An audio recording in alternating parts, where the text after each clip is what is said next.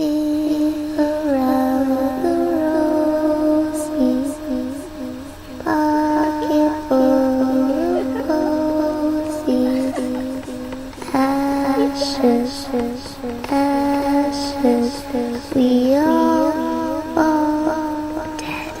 Radio with Ted Wolf and Psychic Cindy, right here on Blog Talk Radio.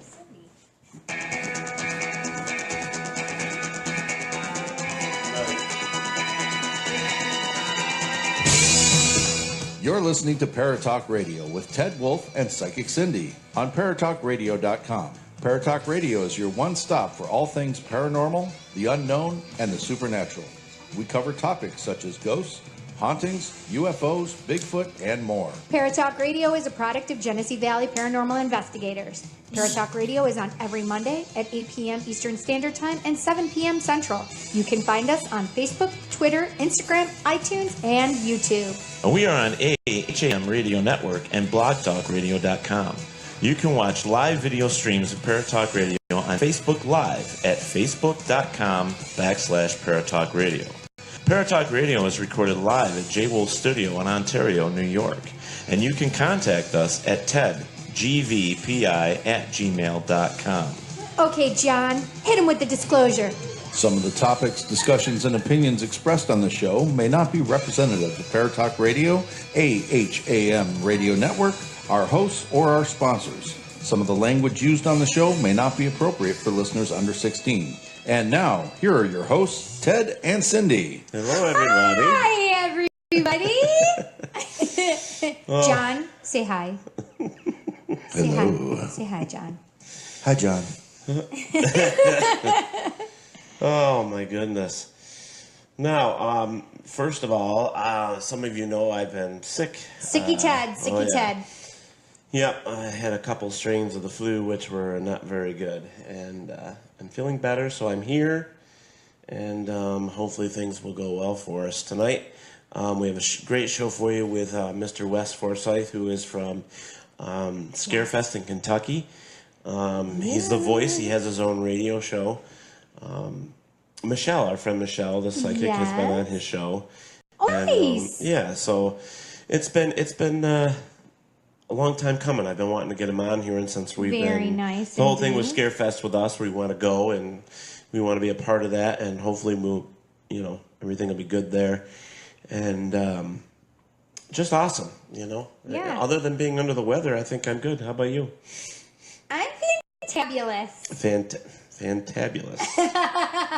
I'm fantastic, actually. That's good. I was rushing here because I was actually worried because my son had a track meet, so I didn't get to wear my Paratalk Radio shirt.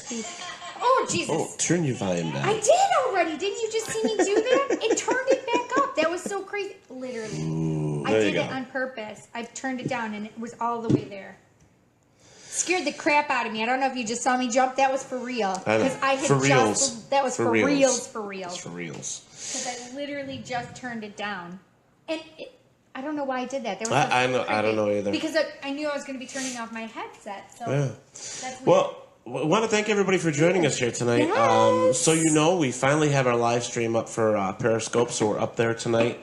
Perfect. So this is our first show on Periscope, and we tried it out last week, and last week because I got the cowboy hat on. And I just want to say thank you. We're going to start building our audience from here, as well as having live on Facebook. We wanted to try having both and go from there.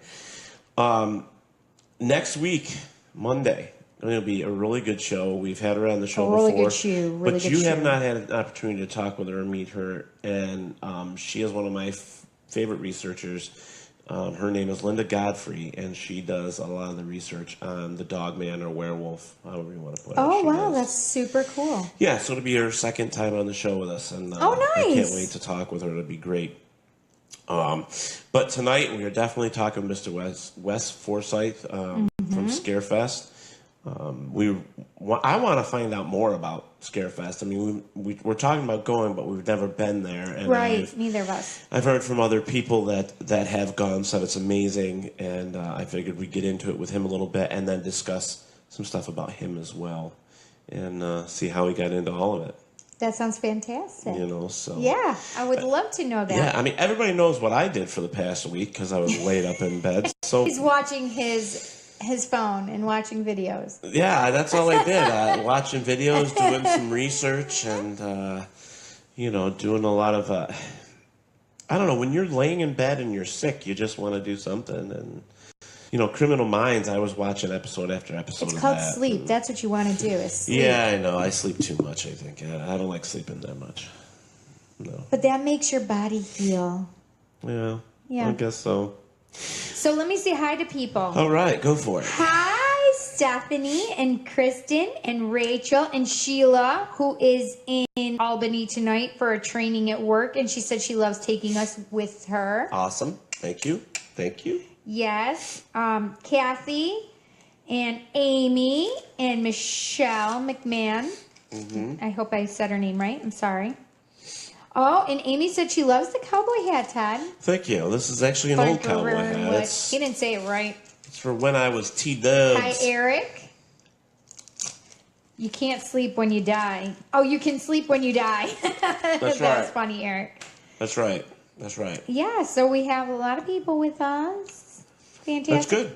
And Periscope is up, so if you join Periscope, all you really got to do is put in Paratalk Radio, and that'll come up. Awesome sauce. Yeah, the video feed is... I need to put that on my Facebook right now, so... Yeah, because I don't know that one yet. The video feed from Periscope seems to be stronger and a better feed than Facebook Live. Periscope is? Yeah, it seems to be real nice. The picture's great. I'm really liking it. What is... So. I knew earlier what I was going to put for my... my post today, because it was from The Shining. It was just about... It's something Jack says. It's like let the show begin or something like that. I can't remember. Does anybody know? But anyways, if you go to periscope.tv /Paratalk Radio, that's where we are. Gotta stay hydrated, so we are drinking our water, and I will do my best with paranormal news and stuff tonight too. It's just hard with the sinuses being the way they are, but I'm a trooper. We'll make it. He's a big boy. That's right. I got my big boy pants on. That's right. We I really need to discuss real quick that May 17th, which is next Thursday, I'm going to be at the Haunted Palmyra Museum. I have a lecture there from 7 to 9. Not 7. The 17th, sorry. Oh, 17th. 17th, yeah. I was like, that's not right. That's today. 17th from 7 to 9. Come on down. I'll have my books. So you'll be able to pick up one of the books. And fun. A little lecture about the book and all that stuff. And I actually discussed it with our producer over there, and we're going to be taking Paratalk Radio to the Palmyra Museum and doing a live show there as soon as Bonnie and I can figure out a date. So Monday night will be cute. I think it'll be nice. A Monday night at the... Thank you for the hearts. Thank you. Thank you. Keep them coming. Appreciate it. Thank you. So that's Monday at the at one of the museums? Yeah, so Thursday, believe it or not, Thursday night, the 17th, May 17th, when I have my lecture and stuff, I'm going to meet here. And then you and John we can all ride together if you want to go. Okay.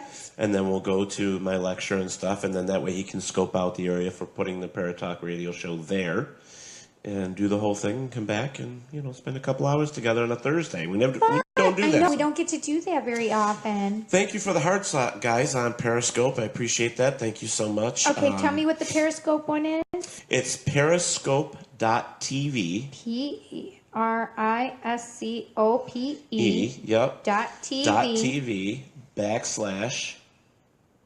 Nobody better slash me. Paratalk Radio. Don't make me laugh because I'll get in a coughing fit and I won't be able to. Paratalk Radio, like the way we normally do it?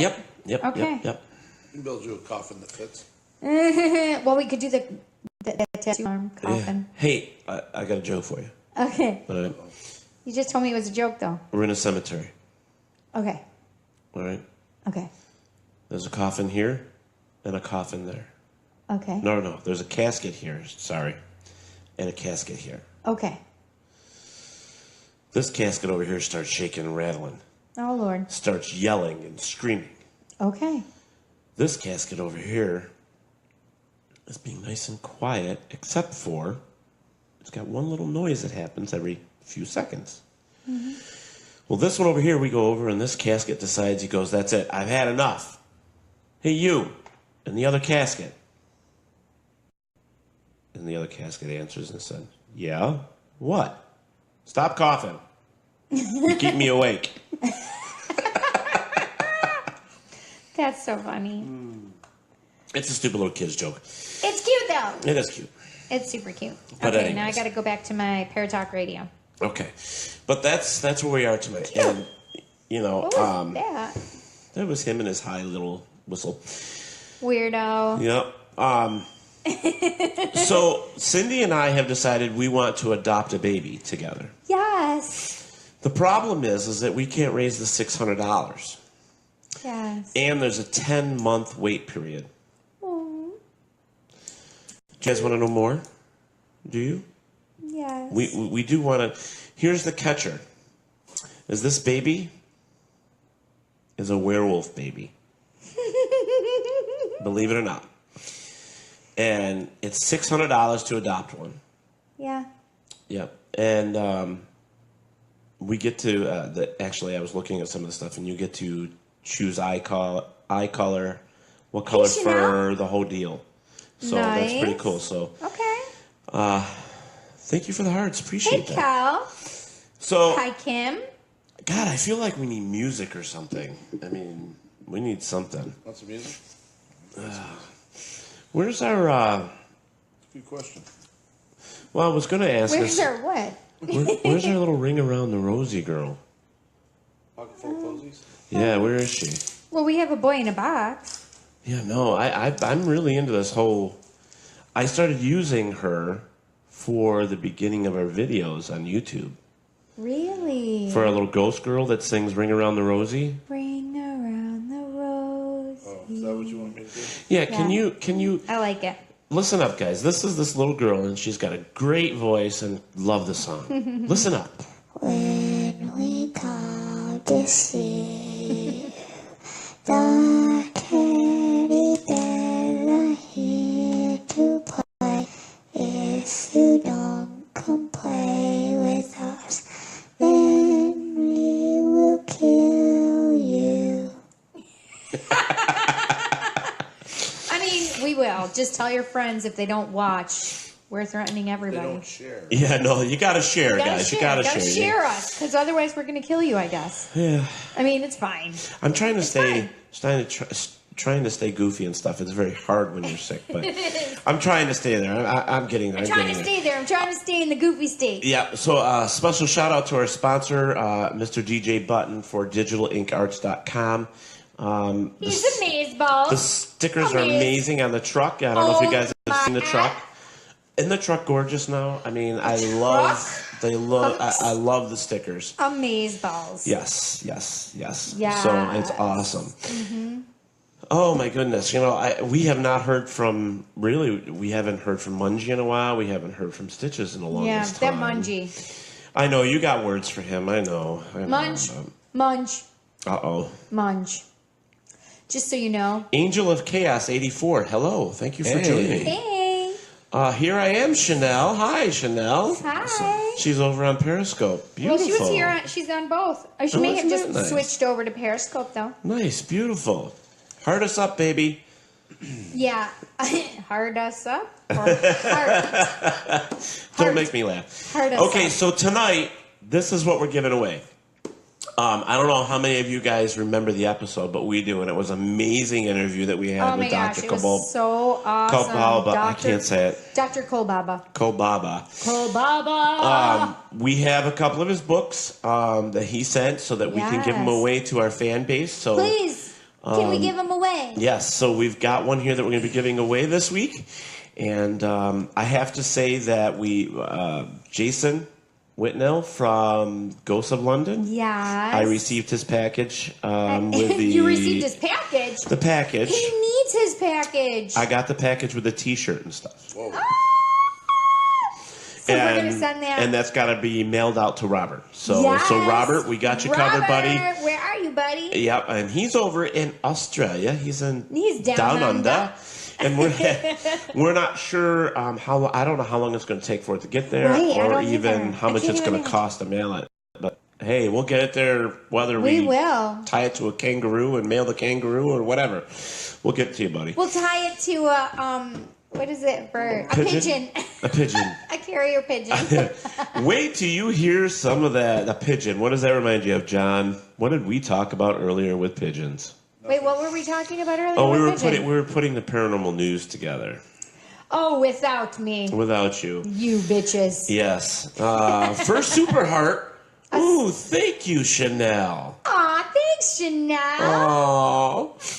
Oh, She's wait, super hard somebody's at us. calling in here. Who we got? Let's go to the phone. Oh, I hope it's Munchie. Hello. Hello. I guess you're talking to me. This is Wes. I just dialed in early so I could listen. Oh, okay. Well, that's okay. You can listen in or jump in anytime you want, Wes. Oh, Well, now that I'm on, but do your stuff. Do your stuff. I'm good. Oh my gosh! He should be wearing the cowboy hat. Oh, I didn't even think about that. That was awesome, Wes. I like that accent.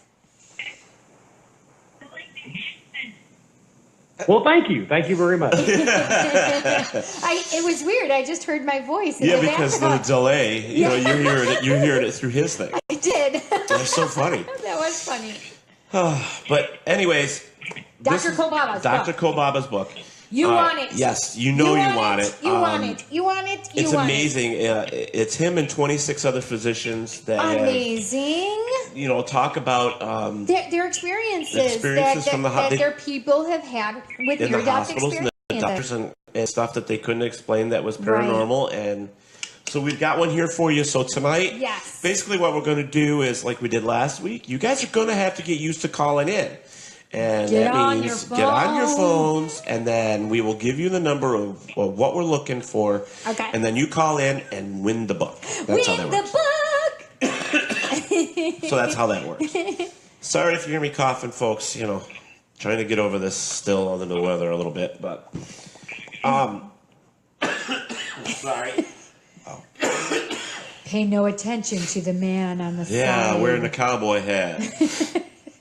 Oh my goodness, If this he is starts terrible. coughing, he becomes invisible, right? No, I don't Dang become it. invisible. Better wipe off that microphone. All right, gross. You're supposed to cut it off when he starts coughing. Yeah, I know, but I don't have a button for that. Yeah. We need to get a button for that. Yeah. Well, I Hey, Adam. at which Adam? Adam Briggs. Hey, buddy. Sheila. Adam Briggs used to be a part of GVPI. Where I thought he did. Yeah. Him and his girl, yeah. And they're not anymore. No, I don't know what happened. He was really busy though and stuff. Yeah. So I don't know. He's just on the wayside right now, but he can go anytime he wants. Adam's awesome. Good guy. There's a good one coming up this weekend, Adam. Actually, there's a great one coming up this weekend. You should come. I don't know what that black dot is over there on that thing, but yeah, we are actually going to see the black dot. Oh, yeah. I don't know. Yeah, I did see that over here. Yeah. I don't know. But anyways, that's funny. We're going to investigate a hotel. Kristen said it's her 50. Oh, on May 21st, it's her birthday. She's going to be 50. Wow, happy birthday. Yay, Remind us Kristen? when we get closer to it. Closer. Yeah. Anyways, we're going to go do this investigation at a house that's actually used to be, it used to be a motel. And the person that owned the hotel was actually with the Black Hand, a part of the mafia. The mafia. Yeah. The mafioso. The thing is Cosa Nostra. yeah, he would. Thanks, John. The what did he say? The something nostra? Cosa Nostra. La cosa nostra. What does that mean? Is I don't want to. like? You guys can't see the producer, John, but you Yes, guys know how he we- interacts from time to time. But if this is your first time watching, let me explain a couple things There to is you. there's Come a now. Okay, Here's the way Paratalk Radio works. We're goofy. The first half funny. hour, we are ourselves. We're goofy. Well, actually, we're that all the way straight through it. But there's always really no ourselves. topic that's specific with paranormal anything in the first half hour. No topic. It's just us, and we discuss whatever we want to discuss for the first half hour to kind of get ourselves, into the swing of things. I guess the best way to put it. We swing into things. We're swingers. we're swingers. Okay, some things get off topic. But whatever, it's fine. But we were talking about. Stop thinking about us being swingers right now. That was kind of fun. How are we going to adopt a werewolf baby if we're swingers? They're never going to let us adopt a baby. Well, Listen, it's all kinds of parenting this time of year. This time of year 2018. do we put a collar on them and a chain? What do we do with them? We hold them. We just hold them? We hold them and hug them. Okay. Well, I'm actually going to make a post when, after the show. We'll post it on there where people can go and check out these werewolf babies. I really do want to adopt one. So, folks, we're going to be putting together a fundraiser so that you guys can help us adopt a werewolf baby. Because I think it would be awesome to have one for Paratalk Radio. Yeah. We could take them everywhere with us. We could. Yeah. Except on a full moon. Except on a full moon. Okay. Well. She's practicing on how she's going to communicate with them already. Right. Listen, you have to be able to communicate with your baby. Got to learn the language. That's true. That is true. So this is what we got coming up today. If you're in France. Do what the Frenchies do? Yeah. It's really not a bad idea to just... Oh. Guess what came early? Okay, it came early. No wonder Santa Claus has got a whole bunch of elves. wonder why women don't like it very much. Whoa. That's terrible. But the truth, we don't like it when it comes early. All right. So this is what we're doing. At this point, and Wes, feel free to jump in. Sure can. We are going to be talking about what we call Michelle! paranormal news or weird news or just things we find interesting Just news. things that TW enjoys. Yeah. Well, Michelle says, hello, Wes, Cindy, Ted, and John. Well, hello Hello, there. Michelle. So one of the topics I want to talk about quickly. Hi. Is Jack the Ripper. Yes. Not Now, paranormal. we had talked about, with Jason Whitnell, about going to Oh, my God. England England and doing going the to those... Jack the Ripper thing. Yes. Can we please? I would love to. I looked into flights for us. It's $800 a person. What? That's not that Over and bad. back. Over and back? We would have to sell our baby werewolf at least 4 times. That's just not right. I know. But anyway, so I've been doing some research on that. Okay. And I wanted to kind of throw a couple things. This is things that most people think they know, but they don't know about Jack the Ripper. Okay. So I don't know how many of you... Let's be clear. We don't actually know We don't, right. There is no... who Jack the Ripper is. And that's the first one. Is that people don't know who he is. Right. They never figured it out. Right. Correct. They had people they thought he might have been. Correct. In fact, one of the suspects Was a politician's son, I believe, right? Queen Elizabeth's nephew. I knew it was somebody in high places. Right. So here's the other thing is people with Jack the Ripper thought he killed like 12, 15, 20 women. No, it was only like 3 or 5. 5. Yeah. He only killed 5 See, women. I know more than you thought. Yeah. So Listen, I love Jack the Ripper. I mean, it's weird. I know. Yeah. So there was he also only, a doctor that they thought he was. Right.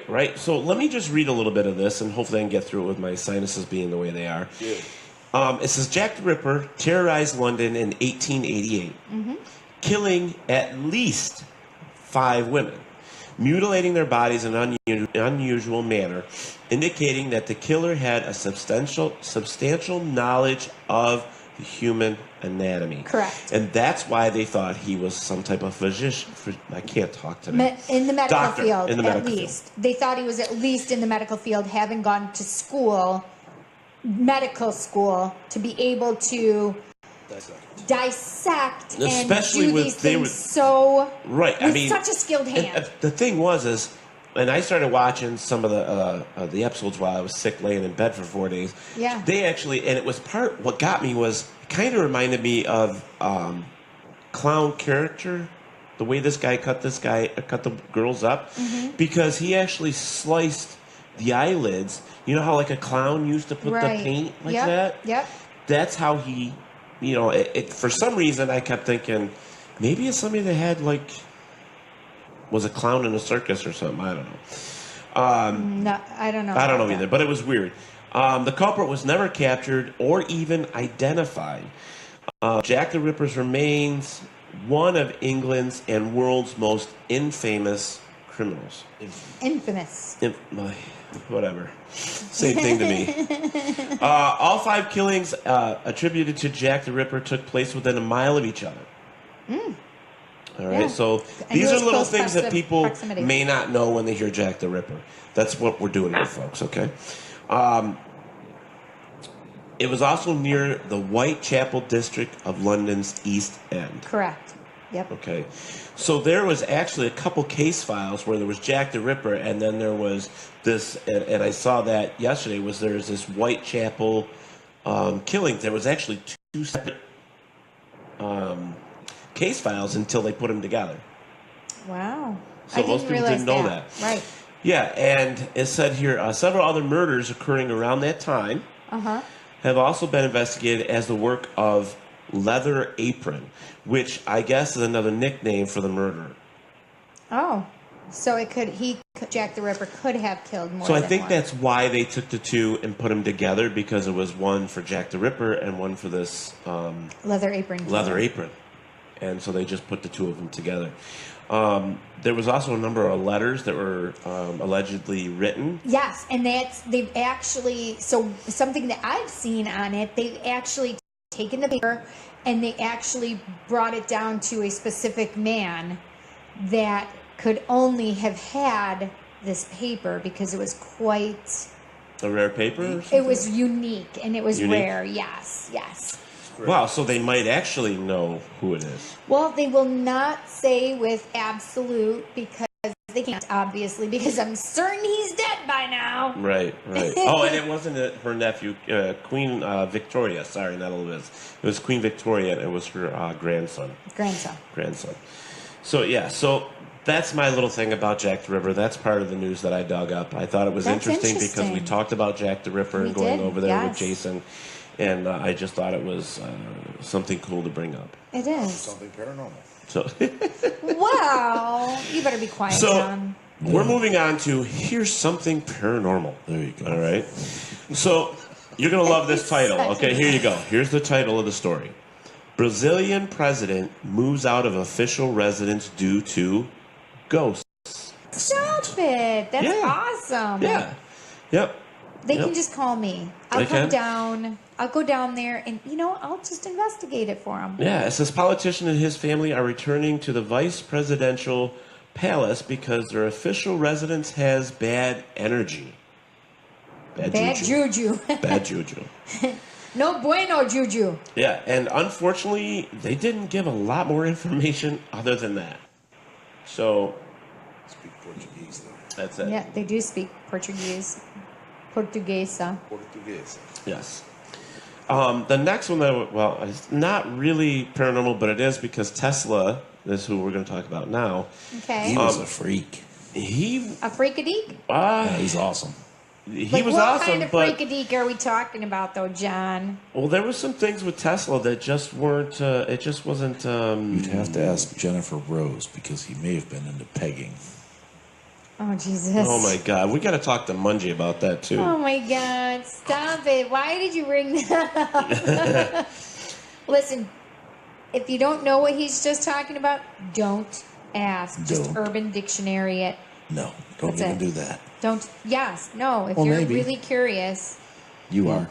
I don't need to look it up. No, you already told me. We did that when Mungie was on. So, all right. So here's the third story for us tonight. Hi, Scott D'Angelo and Jamie Beers. How are you guys? All right, everybody on Periscope, I will get to you. I just can't at this moment because I'm working off of this for the paranormal news. So here's number 3 for our paranormal news. Okay. Tesla fell in love with a pigeon and other weird facts that you didn't know. Oh, good God! Come on. So that's why I said when we were talking about the pigeon earlier that you said, that's what reminded me of it. Listen, is it weird that the psychic brought up a pigeon out of nowhere? Maybe. I don't know. Just because I wasn't here for your guys' pigeon conversation. It's the way of letting you know. Spirit will let you know that I know. Yeah. Well, I wanted to tell there's just a. So what's the paranormal part of this? Yeah, tell us about this. I'm trying to get to it now that this stupid thing came up on here. I was reading some of them. Did you know that Nope. Tesla and Mark Twain were friends? Really? Pals. They were pals for a while. And then Mark Twain actually put it out there that he wanted somebody to produce this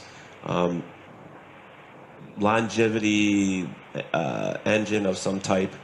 He wanted, so Tesla went out, built it, and because Mark Twain actually offered $50,000 for somebody that could invent this. So Tesla invented it. That was an improved DC. Took it to Mark Twain, and Mark Twain never paid him. Never paid him. So at that point, Tesla and Mark Twain, no more friendship. Well, that's $50,000. I mean, back in those days, that's like $1 million, man. Yeah, I mean, so there was no friendship after that. So yeah, that went bye-bye. Ski. Yeah. So are we back to the pegging? Whoa. no. You could ask Angel of Chaos about that. I don't know. No. She might have Who's some Angel of insight. Chaos? She's in there. Who? We greeted her earlier. Who is it? Who's the Angel of Chaos? No, she's on Periscope. She's on Periscope. Even better. Angel. Yeah, sorry. I'm sorry. You gotta pay attention here. Sometimes it just Things move doesn't always quick. click. Right. John. Now, also, Sorry, one of the Angel. things about Tesla was that he had this fear of knowing when he was going to die and something like this. He actually was a sensitive. Okay. And he apparently was in his room and he was staring out the window and this pigeon just flew in the window that he fell in love with, came in the window, sat down, stared at Tesla for a while, and then just croaked. What? So he took that as a sign. Truth. Mm-hmm. So, What kind of sign? That he was going to die soon? that it was something of looking into his future. I'm trying to get back to it, but unfortunately it's not letting me get back to it. So Do you just need to go back to our page? And that's paranormal news. yeah, unfortunately it's going to have to be because it's not letting me go back to that because of some stupid thing. Then we are going to go to commercial and come back with our guest, and you're going to Yeah, tell we can everybody do about our that. guest. Diana Aaron's. All right, Mr. West, hold tight. We're going to do our first commercial. We'll be right Terrence? back. Don't go. Flashlight recorder and comfortable shoes, a simple guide to paranormal investigation. Written by Keith Spratley and Ted Van Son. If you're looking to join the living who research the paranormal or the unknown, this book will guide you into developing your techniques. Reverend Tim Shaw says, the work will guide you along your journey to seek the truth about life after death. Available at Barnes & Noble and Amazon. And you can find a direct link on Paratalkradio.com. Get your copy today. All right, well, welcome back, Hello, everybody. Facebook, and hello, Periscope, and hello, Blog Facebook Talk. and hello, Blog Talk, yes. And hello, YouTube. Yeah, we're not live with them, though, right now, but No, we will but be, though. we'll be on there, too, so why not say hi to everybody? Because we got to add some more. So we're no longer with YouTube? No, we are. No, we got YouTube. We're just today. not live with you. All right, folks, so please, this is what we're doing today, and yes, I'm still under the weather. I know some of you have been watching my posts, and thank you so much for saying get well soon. I appreciate that. Thank you so much. We are sitting here, and we are going to be talking here real quickly with Mr. What? What were you going to say? Chanel said that they also think it was a woman. Read up on Mary Percy. Oh, yes. For Jack the Ripper, they thought it was a female. Yes, that is true. Anyways, we are talking to Mr. Wes Forsythe. Right? Is that how I say your last name, Wes? Yes, you said it correctly. Ooh, awesome. He is best known for hosting Paranormal Filler, which is his. It's a talk show, correct? Like ours.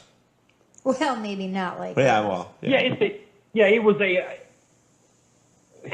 It was a radio talk show. Now it's defunct now. I moved away from it and into Scarefest Radio and a new project I have with the Haunted Space. Awesome. Oh, nice. Awesome. Okay. Yes. Okay. So that was kind of like your start out. Your breakout. Well, you could call it a start out, but I mean, I did it for like 6-7 years, so it was a long start. That's definitely longer than me.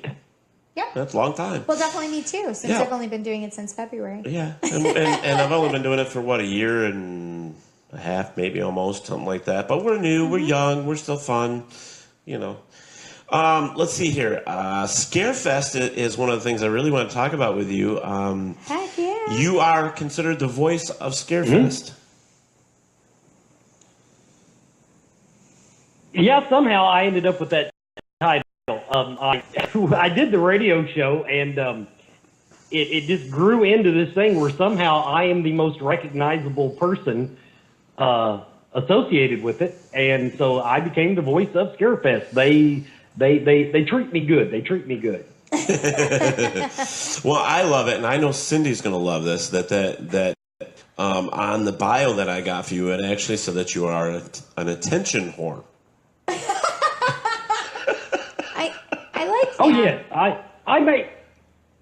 This is internet radio, people. It's not like you're going to get rich doing it. There has to be another reason, and I just came to the realization very, very early on that was my reason.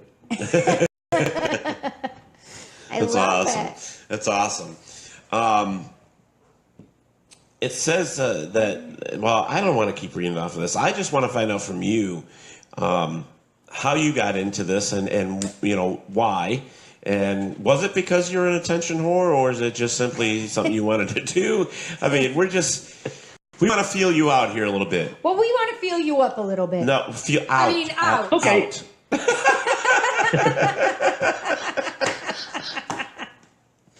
I'm gonna kill Ted over here making you laugh. Like it says in the bio, I was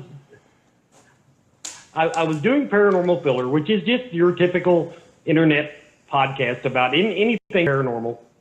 And I was doing another show called The Paranormal Icon, which was about paranormal conventions. Trying to fold that in a little bit more. So when we started doing a segment monthly for the Scarefest. And after I did it about a year, I said, we're just not even touching it. So I went into Patty Starr, who owned it at the time, and I was all ready to pitch my idea, and she already was wanting to do it. Wow. So we started Scarefest Radio, which is about the Scarefest Horror and Paranormal Convention. It's the largest independently owned horror convention in the United States. Now, some people don't, because horror is so big, a lot of people don't identify it with the paranormal, but the paranormal is a huge chunk. Our paranormal in this part of the convention is bigger than most paranormal conventions. Wow. So and now the rule is at the Scarefest, if you stand around long enough, someone will give you a job. And that's pretty much how I got into it. There you go. Perfect. Well, that's awesome because we. Are you cold? No, I'm good. I'm going to be a heat whore. Yeah. Don't get me laughing. We had actually put in some stuff back in September to actually be a part of Scarefest this year. And I wanted to come down and be a speaker, and then we were also talking about being a vendor. I have some good friends that go down there. Michelle Wagner, the Saratoga spiritualist. Mm-hmm. She's actually she's probably going to be on the show here at about 9:00. She's a really good friend of mine, and she goes down every year. She'll be back there this year. In fact, Extreme Paranormal is also going to be there, which is her paranormal panel that goes. And one of the things that really interested me is what you said earlier, is that it's horror and paranormal, and it's just like, I mean, I understand that horror is huge. It's always been huge. And paranormal is actually the unknown, which actually was like the supernatural unknown stuff back when In Search Of and all that stuff was on TV. And that's how I got into paranormal. And it's just, they kind of click together like a piece of a puzzle. And I think Scarefest is an awesome way to have it all. It's like having that, pie or cake, having the frosting, the filler, it's just you're having everything right there. You don't have to go anywhere else. Now I want dessert. But Scarefest, and I still struggle to wrap my head around the union of the two, because now here's the ugly little secret. The paranormal people, most of them embrace horror, because to us it's just a imaginary part of what we do. Right. Or that's but what there's a lot of horror people and they will watch a ghost movie, they will watch a scary movie all day long. They will be fans of Supernatural, they will be fans of Grimm. But you know what? They don't believe in ghosts. They all think we're batshit crazy. Well, they got a lot of bats in your belfry, do you? And they have another thing coming. Well, there are, this whole thing. I mean, let's see. When did it actually start? I know that I got it here somewhere. You started working with it in 2015. Don't make me do math. This is the 11th year. This is the 11th year. Don't make me do math. Okay, all right. I won't. This is the 11th year. So I say 2007. There you go. That'll do it. So, all right. Sounds good. That'll do it. And done. All right. So that was quick and easy. Look at that. So the show's over. See you later. Have a good night. No. Nope. We got some time to kill. All right. So, I'm kind of looking here. It says. And fill with ghosts. I said we got some time to kill. And fill with ghosts. Look at you go. So 2015 and 2016 is when you actually started putting your reoccurring segment with the Paranormal Icon Show, is what it was called, I guess, for Scarefest. I'm trying to read up on this real quick, but that sounds about right. Yeah, because I got it right in front of me. That sounds about right. Okay. All right. Now, people from all over the country come to this Scarefest. I mean, it's amazingly huge. I've heard stories that it's 100,000 people over a 4-day period. You've heard wrong. You cannot fit 100,000 people in the building. I'm sorry, you can't do it. No. That's a gross overstatement. But the numbers do bounce between 10 and 15,000. Per day? So, per day? And trust me, when you get 15,000, I'm going to say the peak number in the building is probably closer to the 10. See, it's hard. Somebody buys a 3-day ticket. How the hell do you count that? No, that's true. That person is there all 3 days. I don't want to count them twice. In other words, I don't want to overplay the numbers. Ticket sales and reflect numbers that go between 10 and 15. Now, some of those people are there all 3 days. Some of them come for just Friday night. Saturday's a big day. Right. But that's still, that, like I said, that's still a big bunch of people walking around a convention center. Well, yeah. I mean, that's a lot of people in one room. Yeah, it is. Be thankful. I remember. I'll put it this way. One of the bigger, another convention they have there draws in close to 30,000 people, and you cannot walk. We actually hope we don't get that big, because it takes a lot of the enjoyment out of the convention if you can't move around. So it can be very overwhelming when you have crowds like that size. Just being in San Diego for Comic-Con, it is overwhelming. I mean, you have 80,000 people there. Right. It's crazy. Actually, it's usually outside. It's closer to 100,000 people. Wow. It's crazy. So I can't imagine. Yeah, and we're not San venue. Diego. We're Lexington, Kentucky. So, yeah. But I'm saying it's very overwhelming, especially when you're in a smaller venue. Right. Yeah. That's a large crowd. I am really surprised that like the horror clowns that we know, like Stitches and from Dead City Clowns, that they don't go to that convention. Yeah. Which is Scarefest. Well, I'm really surprised. Didn't Mungie say he did? I don't think so. In fact, what we were talking about doing was coming down, taking Paratalk Radio there, and then having Mungie be our guest. And having them come and meet us. Yeah, right? yeah. I don't know. I mean, I want to help Scarefest, but I want to be a part of it too. It's kind of like what he's doing, but I don't want to take the podcast thing away from him. I just want to be a part of it. You know, I think it would be great, especially now that I got relatives living in Kentucky. I can go visit. You know. Yeah. I don't know. I've heard nothing but great things about Scarefest, and you know, I listened to Wes when he had Michelle on, and I just loved the show. And I hope someday when we grow up, we can be like his show. Fun. That's awesome.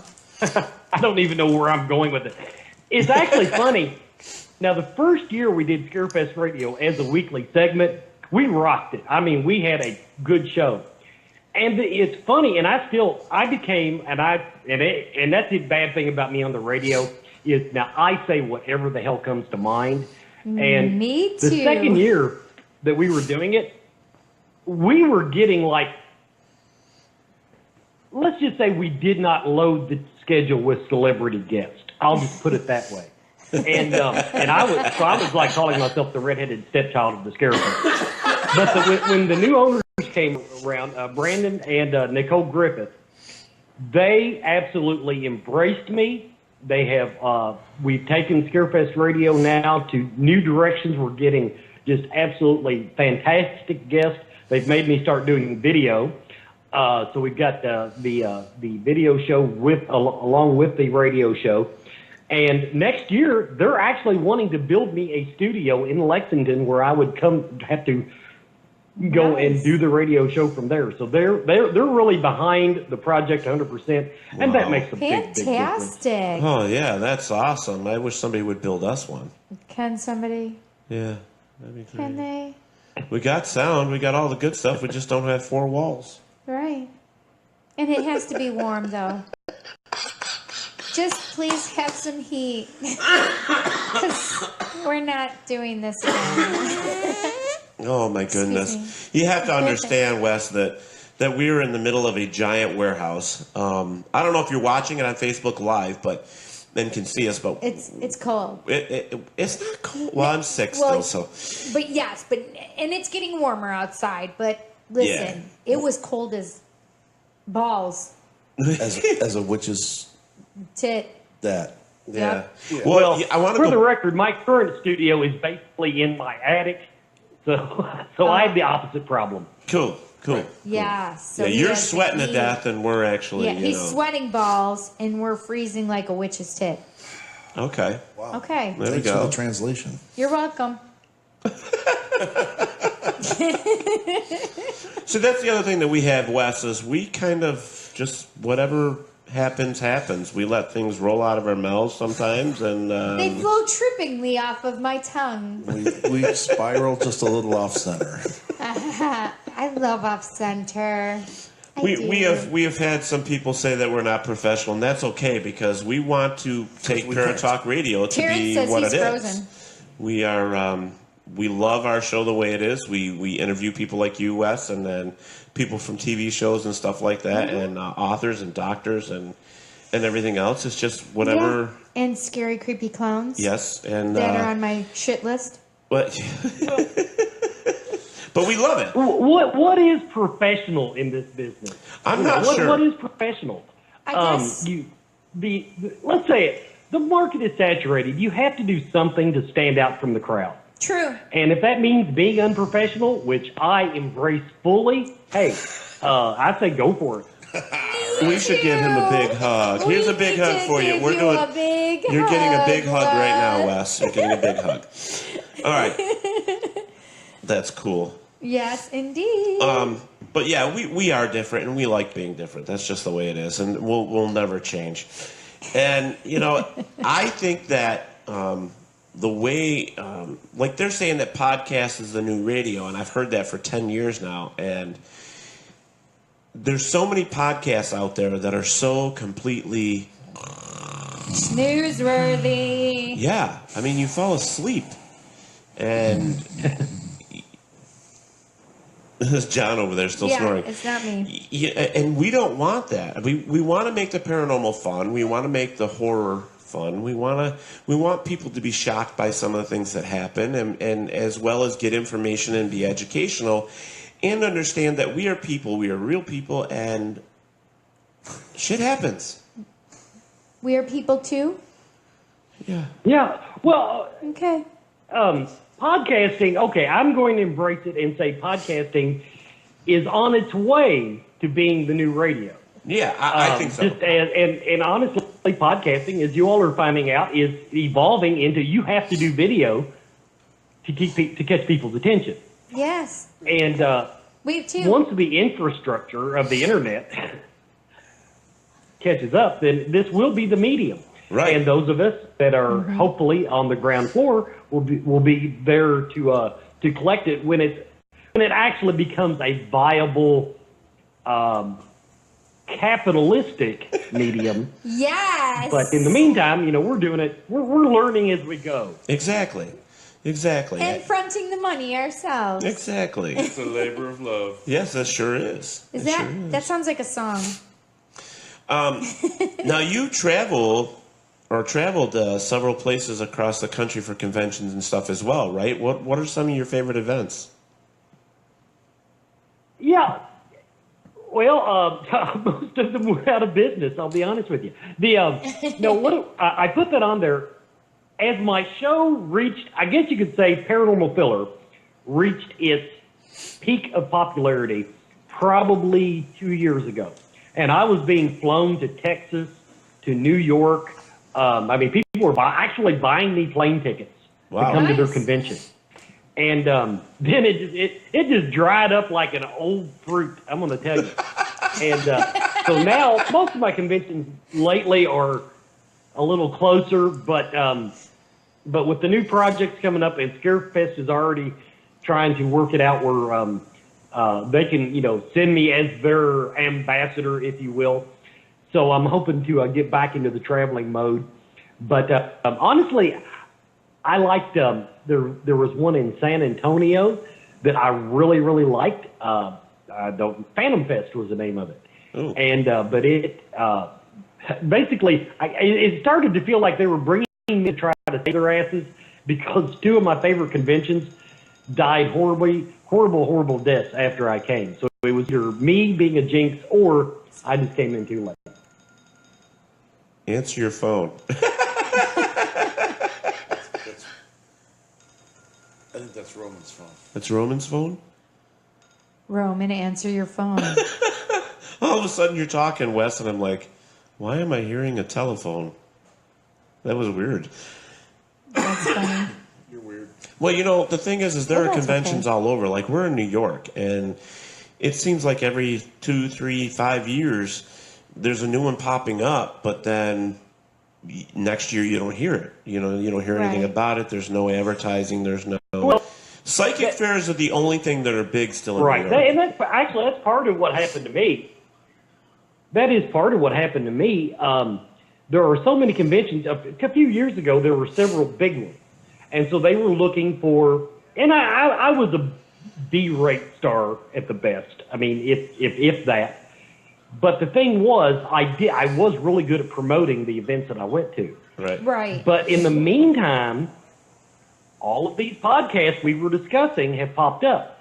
So now, why would a convention in New York want to buy a plane ticket for that guy in Kentucky when Bob down the street, he's got a podcast and he'll do it for free and buy his own booth? Right. That's absolutely true. That's the truth. I mean, in my notary business, that happens all the time. Yeah. I mean, but also, so I wanted to bring up the fact that you say how things go so quickly in this kind of arena. My girlfriend, Shar, who owned Psychic's Time. Yes. And she had it for 20 years. Yep. And her vendors, her vendor said that she was the longest retail shop that they've ever had. 20 years. 20 years.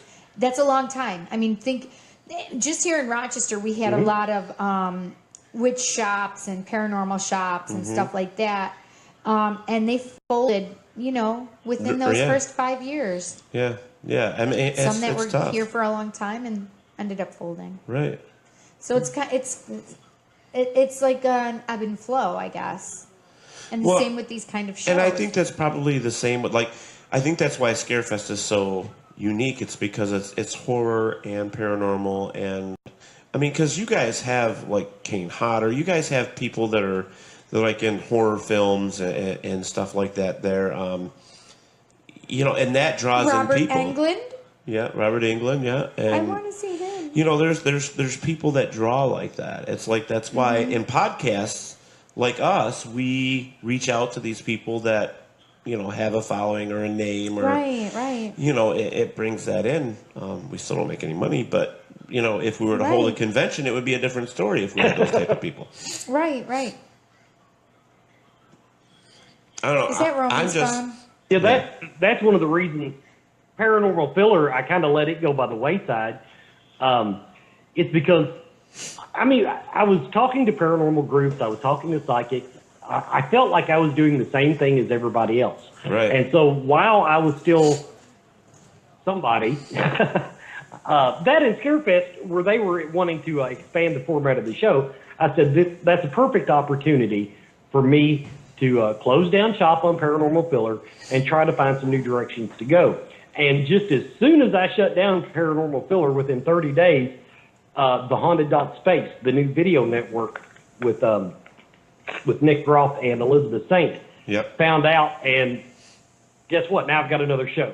So I'm right back where I started. I tried to get out, they sucked me right back in. So I'm back to figuring out who I want to book and all that stuff. Well, we're always available.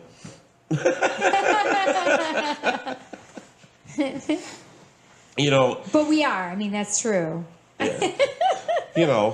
We do a lot of this stuff because and I think that's why you get caught up in it, because it's one of those things that it's always going to be a part of you, and paranormal is just, for me, it's been my whole life, other things too, but I've been into this since I was 7 years old, That's a long time. Yeah, and I'm now 51 or 52, so it's like whichever one. I'm boring. I watch too much TV. I could see him. He's the guy that's sitting in the lazy boy chair with a beer with a remote on TV. Is that right? Yeah, that was me. That was me. I was yelling at the TV, telling ghost hunters they were doing it wrong. And one day somebody said, "Well, get your ass out there and try it." Yeah. Mm-hmm. Well, that happens a lot. I don't know how much you keep up with it, but there's definitely a lot of, lately in the paranormal field, there's a lot of politics, I guess is the best way to put it these days. Mm-hmm. A lot. Oh, there has been all along. Yeah, when I got into it, and immediately I immersed myself in it. I bought the 17 different cameras. I actually own 6 EMF detectors that I don't use, but I wanted to learn everything that I could about the paranormal. Right. And that's actually how the Paranormal Filler got started. I found out the easiest way to get people to tell you their views on the paranormal was to have them on the radio. Right. And they will come in and they will just talk your leg off. And then you kind of fit all that into what you know versus what's a possibility versus what you think is just totally crazy. And batshit crazy. That was how I did the show. Yeah, I honestly, in all the years that I did Paranormal Filler, I only ever remember one guest that when I hung up the phone with them, I said, "Wow, that person was batshit crazy." Because, even if I disagree with someone, that doesn't mean that I actually know more than they do. Right. But at the same time, as I progressed with it, I really got tired of watching people do the same thing over and over and over and not grow the field. I felt like they were either, well, most of them were either wanting on TV or doing their own podcasts, or they were just wanting to impress their friends. Right. Oh, right. Yeah. And I got a little burned out by that. But when I first got into it, I joined a discussion group, and the vitriol that I experienced almost made me get out of the paranormal. And it took a trip to Bobby Mackey's, and when I was in the building, I remembered why I got into the paranormal. And ever since then, I've been a little more insulated from the politics and the hate speech and everything, in that I know why I'm interested in the paranormal. And so I just try to bring more people along with me on that journey rather than, once again, tell them that they're actually batshit crazy. Right. Well, it's tough. I mean, in this field, I mean, you mentioned it's like watching Ghost Hunters, then watching Paranormal State, then watching Ghost Adventures, and then watching Ghost Brothers, and then you're kind of like... Hi, Chrissy. Hi, Steve. Hi, Marianne. Sorry, okay, it's like, no, that's all right. You're kind of like, okay, so the basics are the same, personalities change it a little bit, but, I don't know. I just know that some of those shows I look at and I go, oh, no, click, and I change the channel. Yeah. Yes. Yeah, I can't sit and yell at the TV. No, I do. There have been a few of those. I have sat in front of them and yelled at them. I do want to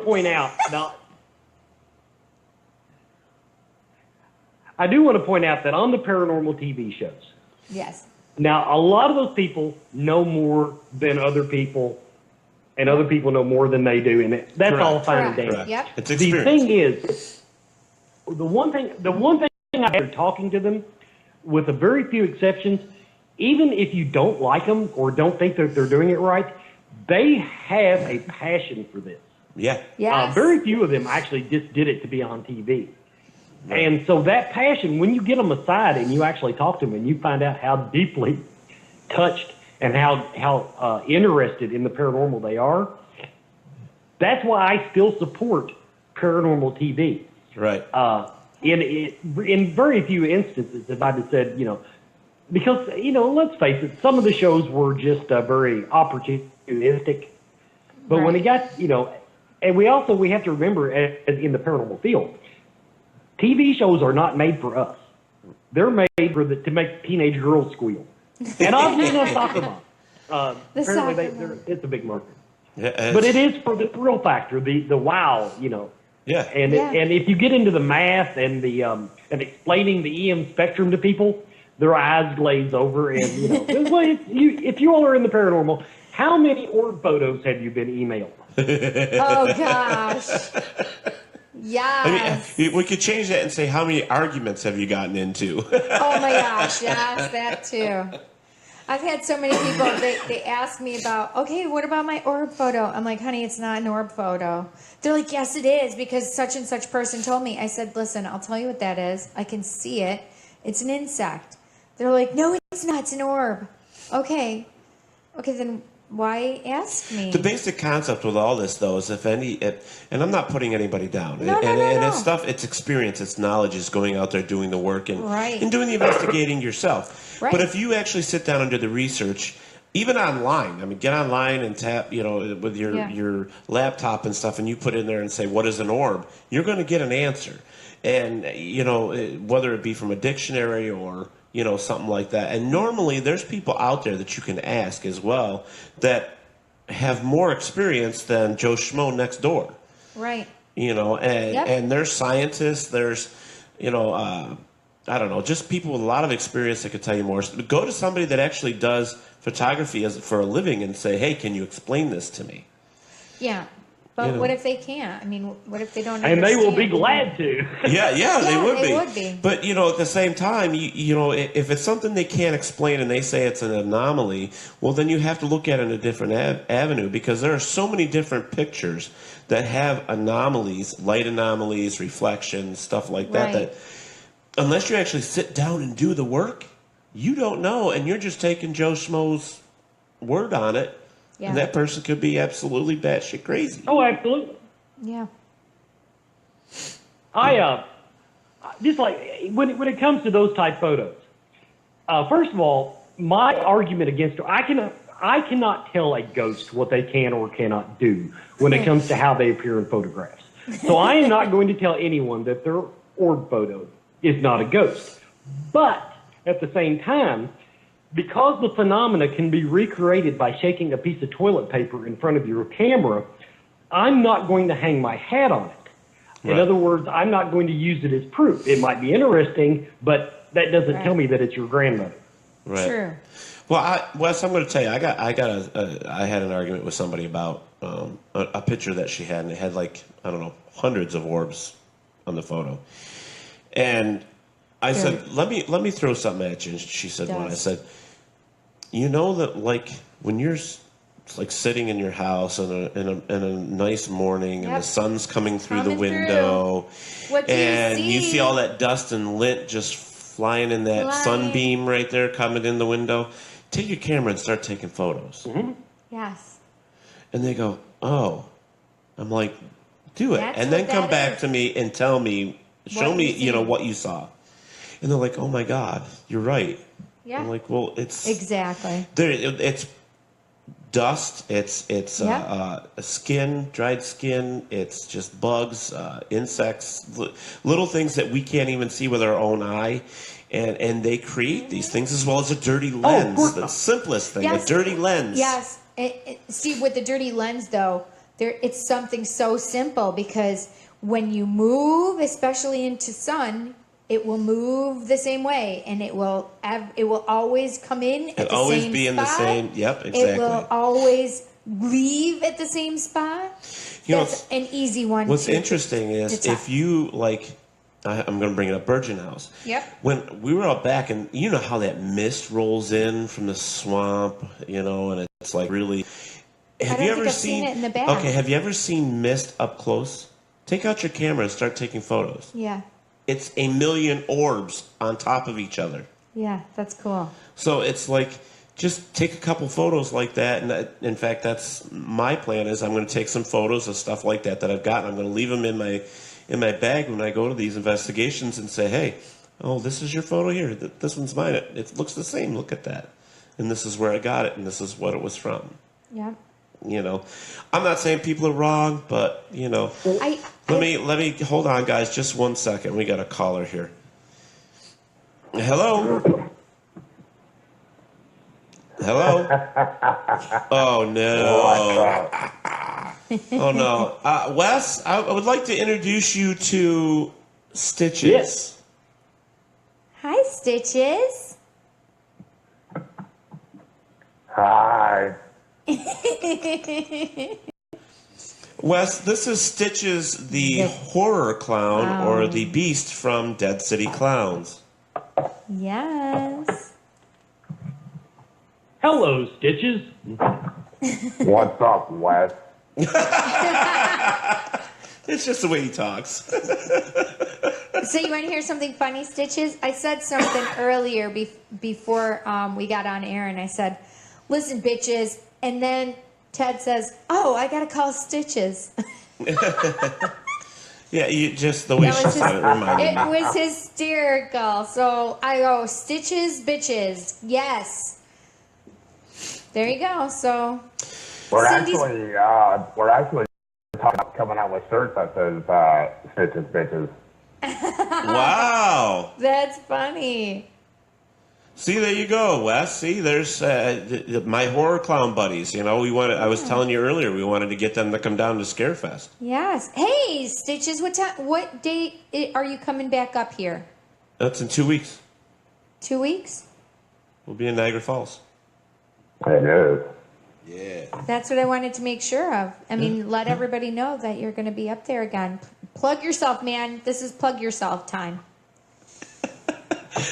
What's that word? We will be at the Infusion nightclub in Niagara Falls on the 26th. Yeah. That's crazy. That's going to be fun. So I can't wait to see you. So, Wes, do they have horror clowns at Scarefest? Oh, yeah, they're a dime a dozen. Our main one is Sorry, Circus Stitches. Envy. He comes in, and they bring in a big setup. I guess you could say he's our star horror clown. But cosplay is such a big part of the convention. You have a lot of just amateur clowns. And then also there is what they call, I believe it's called Scare Park. in Lexington, which is a haunted house during the haunted house season. And they send a bunch of their actors into Scarefest, of course, to advertise the haunted house. Right. And they have several clowns. So, yes, we do have our contingent of scary, creepy clowns. That's awesome. But they don't have stitches. But there's always room for more. But wait, there's more. Well, Wes is not wrong. Wes is not wrong. Ted, we've covered this before. Like this last year, there's been such an influx of fucking clowns that Right, it's we did. ridiculous. We did So talk about that. They are a dime a dozen now. Right, because it was especially around when it came out and stuff like that. Yeah, but Came out. I'm still going to stand by what I said. They don't have stitches. They don't have stitches. They don't have Stitches or the Dead City Clowns. Listen, Stitches and his bitches. They better get up there. I mean, I like Stitches for a couple reasons. Well, Oh, sorry, Wes. Hold on one sec. One of the reasons that I like Stitches. I was just going to say, the only thing I can tell you is that I'm not in charge of booking. Oh, So yeah. No, I know. All I got to say is that one of the reasons that I like Stitches is a couple reasons. One is the fact that he's sort of like us, and even like you, Wes, because whatever comes out of his mouth comes out of his mouth. He tells it the way it is. There is no, caressing the way he says things. It just comes out the way it should. And he's really good at that. Plus, this guy, or this clown, I should say, is so unique and original from all these other clowns that I've ever met. And I find him phenomenal. And that's why he is one of our Paratalk Radio clowns. He's our honorary horror clown. Yep. Guess who just popped on? It Hey, Roberts, he's on now too. must be Mungie Mungie. the clown, and they don't have Mungie. I said, "Oh, Mungie, Yous and Eyes has some beef." My Mungie. No, Mungie, Mungie's. my brother. Yeah, no, Mungie's on the what do we call this? That's the chat from Facebook the Chat Live. Yeah, he's on the chat. Yeah. Yeah, no, he's on the chat. I was talking on. Well, so that would be great then. If Stitches, if you guys came down to Scarefest, hopefully, it'd be great to have you guys hang out with us down there. And I'm looking forward to actually meeting Wes up front personally. 'Cause yes, I think it'd be great to meet you, Wes. Fun. What? Well, then we'll thank you. Scarefest? One at a time, gents. One at a See, time. this is why you're not invited to Scarefest. You don't even know what it is. Hey, fair enough. Mungie, LOL. Wait a minute, who's not invited? I'm not invited? No, I'm not Stitches. He invited. just said, what is? He said he didn't say when is. He said when and what. When? Now I got How it. about when and where? Oh, when and where? When and where? It is in Lexington, Kentucky, September 14th, 15th, and 16th, I believe. You go, girl. Yes. Yes. Because I remember, because... She knew that better than I did. Thank you, sir. Yes. That's because our cute little Haunts Johns told us, remember, her and her husband, Their it's anniversary. Their anniversary and his birthday Yep. in that time frame, and I remembered the weekend. That's awesome. Yeah. Well, we're going to have to get all of this down That's there. the weekend before we go to Texas. Oh, Texas. Ooh, what's in Texas? The Alamo. Thank you. San A Antonio. haunt that we're doing down in Houston called Creepy Hollow. Oh, So we're going to be that sounds making the fun. drive from Georgia to Texas the following weekend, but that weekend right now is open. Woo! Perfect. That will be fun. You guys should go. And I don't need no goddamn invitation. I'll show up wherever the hell I want to. There you go. That's what I like to hear. He says, Robert White, who is in Australia, says Texans.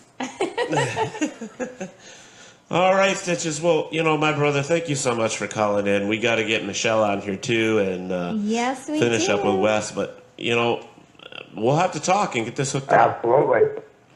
And we definitely need Mungie to get know on it, this. Go ahead. What did you say? Me? Yes. Oh, I said thanks for having me on. Well, we'll try to get Mungie down here for that as well. And it was good talking to you, Ted and Cindy, and nice meeting you, Wes. Thank you, Stitches. Nice to meet you. We enjoy having you on here. All right, buddy. And we're going to see you in a couple weeks, too, man. All right, brother. We'll see you soon. I can't wait, actually. Yeah, that's fun. Yeah, he is fun. That's one of the other things that we have, Wes, is we have our certain people that call in, and whenever we're on, they call in and interrupt for a minute or two, and but they're great people. You know, we love having them. They make the show interesting and fun. And we need to do a commercial, I'm sure of it, and we need to have Michelle on. And who's up next week? Next week we are actually we are talking to Linda Godfrey again. She's the one about Dogman and the werewolf thing, the sightings. That is so cool. Yeah, I'm kind of working on the guys from Mountain Monsters too. Still, I want to get those guys on, so I think it'd be great. Listen, I can't help but keep fangirling.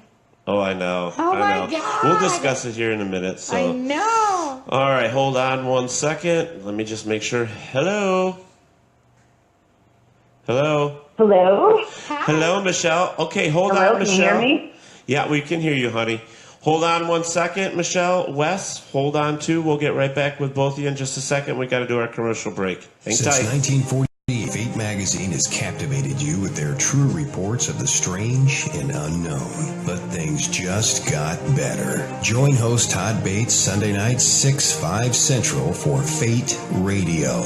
We bring you the best interviews, stories, and most of all, bring these true reports of the strange and unknown to life. Fate Radio with Todd Bates Sunday nights 6/5 Central at FateMagRadio.com. All right. We're good. We're back. So, Wes, you remember Michelle? Michelle? Wes. Hi, Hi, Wes, Michelle. how are you? I'm just peachy. Yeah, it sounds like you guys are having a ball. I've been listening in and in the chat room, and looking forward to Scarefest. It is a blast, guys. It really is. And I just do want to make one quick comment. There was one girl in the chat room that said that she might be overwhelmed by the people there. Let me tell you something. Being a psychic medium, we pick up on that stuff a lot, on the energy and the people and the environment. And Scarefest, Lexington, Kentucky, the people that run it, the environment, it is so positive. I didn't feel 1 ounce of drain. I didn't feel uncomfortable. And the people just there are there to have fun. That's it is awesome. a lot of fun. I have to give Wes and Brandon and Amber and Kimberly, everybody who sets this whole event up every year is fantastic. And Ted and Cindy, you guys got to get down there. I'm so excited about it. We Right, are. Wes? We are. We're very excited about it. We're working on it. Yeah. We made some more phone calls yesterday. We're still trying to get, our approval and stuff. We're still waiting. So, hopefully. I'm sure it'll come true. But wouldn't you agree, Wes? It is a great time, and thank you for having me. I was honored by Wes being his first of the year, being on his radio show, and the book finally did come out. So I'm going to be bringing that with me this year. Fantastic.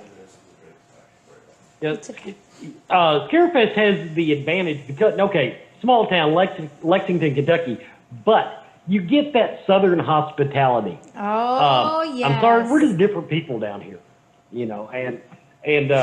so, yeah, like she said, on a psychic level, on a personal level, it's a very, very inviting environment, and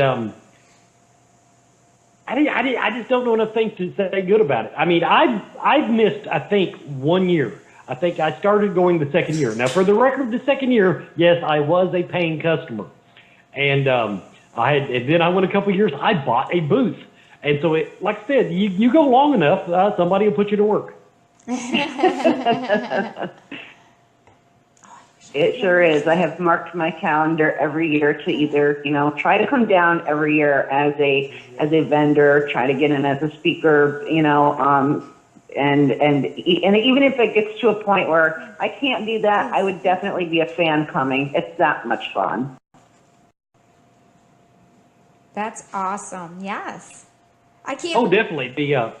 And the thing you got to remember as speakers, this is a big convention, but they still only have basically 3 days and so many rooms to get everybody in, and they turn away a lot of speakers just because they don't have the scheduling opportunities to bring them in. Absolutely. Yeah. All right. Well, we got to spend a couple minutes here, Michelle. We got to get you someone to read, and then we're going to move on to the rest of the show with Mr. Wes. So, Mr. Wes, if you want to hang tight for a minute here, who are we gonna have? Who are we going to read? So, who wants to read? Who wants to be read? This is your opportunity. You guys know the rules. You know how it works. So, if you want a free reading here from Michelle, you gotta post it right now, and then we'll. You feeling better, Ted? While we're waiting for somebody to post, I mean, I did see you in the video, and you look a little drained. To be honest with you, but that's in the most loving way possible. Yeah, thank I can you. say that. Thank you. It's been a long road. 4 days without a work, been laid up. It's just I had 2 different strains of influenza. I had A and B, and both hit me at the same time. So I was down and out for almost a week. That's hard. That's hard to get over. It really is. That's who I wanted You're lucky. You're lucky. It only took 4 days. Mungie, it's you. Okay, we got your the person to read. Go ahead, Cindy. Go ahead. It's Mungie. So Mungie. Do you have a question, Mungie, that you want to ask Michelle? So this is going to be your first time reading a horror clown, isn't it, Michelle? Or just a horror? Yeah, I'm a little nervous because believe it or not, I was just talking today about horror clowns to a friend of mine, and and I actually envisioned what she was saying, and it actually was a horror clown. And the first thing I thought about was Mungie and everybody from the team, because I mean they're just a lot of fun. I mean they are truly a lot of fun. They scare the shit out of you. Excuse my French. But they do. But they do it in a fun way. So I'm afraid that if I answer the wrong question, it's going to haunt my nightmares. No. Just real quick, everybody on Periscope, thank you so much for joining us. We want you guys to stick around. Don't go anywhere. Unfortunately, we can't text on there and send you messages as fast as we can with everything else. We're running 2 live feeds here tonight. We're running Periscope for the first time, and then, of course, Facebook Live. And Michelle Wagner, which is a Saratoga spiritualist, is on right now, and she's going to be giving a free reading away. Yep. To Mungie the Did Clown. Mungie ask anything? Yep. So I was just waiting for Ted. Yep. So he says, he said, what or who was he in a past or future life? Oh dear, she was really going to make it a hard one. Well, okay. What I'm going to say, and this is just right, most psychics and mediums, they work with, they do. I just learned about this actually last week. About past life regression and past life retrieval. So what I'm going to be doing is like a little bit of a past life retrieval, which is kind of thinking about Mungie, hopefully not in clown outfit. But what I would say generally is a lot of times when you are something in this life, a lot of times in your past life it's something completely opposite. For example, I learned that I have a huge fear of drowning, and I learned in my past life that I had passed from a congestive heart failure, and it was a time that, back then it was a choking, you actually choke. So that was one of the reasons why, me putting it in today's life, that I was afraid of drowning. I would say, Mungie is a entertainer. And I really, really feel that, I'm not getting into the way he died or anything else like that, but I'm getting into that I believe that in his past life, that was something that was more repressed, that he didn't have a chance to really express his true feelings. So in this lifetime, he's having a ball with it and doing it as much as possible, even to the point where sometimes it hurts him. He gets sore, it's very draining being an entertainer, but he does it because he loves it. And it's something in his past life that I would say, either he had a type of lifestyle that, the time frame that I'm seeing it, and I'm going back one lifetime away. I'm seeing it as the things that he wanted to do. He was ahead of his time, and as far as forward thinking, but he didn't have the opportunity to actually do the things that he had thought about or even wrote about, which is why, Mungie is so outgoing today. I really, truly believe that. And as far as the future goes, I see you doing a lot more traveling, getting out there with your gang, and possibly, for some reason, film is coming up. I know that, that's something, I don't know if that's something he has wanted for, it's what is the team called again, the clown group that he belongs to? What is it called, Ted? Dead City Clowns? Dead City Clowns. Dead City Clowns, that's right. Because I keep saying something clowns in film, and I'm seeing the crew of the people, of the pictures and the video that I've seen, but I'm seeing it in film, like I'm sitting in a movie theater. So I don't know if that's something, if it's in the movies or it's something that is on a TV show, but definitely keep your options open going in the future for that, because you do, even though you scare people, you have a good time doing it. You're fun, you're friendly. Your personality is so worldly that somebody is going to pick you up and say, hey, I got an idea. Or if you guys have an idea, don't give up on it. Absolutely pursue it. So, keep doing what you're doing. And something good is going to happen. And I say that by the end of this year. That's awesome. That is awesome. Awesome, Mungie. Mungie's got some great things coming. And so he said, LOL, things are in the works. Oh, look at that. Yeah. Right on the button. All right. Right on the cloud button. That's awesome. I'm so glad. Yeah. And I know you guys, thank you so much, Mungie. And, and that is true. And, of course, when you do get to be that rich and famous star, make sure you say, I want Michelle Wagner to be my personal psychic advisor at least once a week. I will be available to you. Could you see Mungie with like how Johnny Carson used to sit with that thing on his head, the turban, reading envelopes? That's what I just pictured. That is awesome. We lost our... Oh, my gosh, yeah. We lost our background.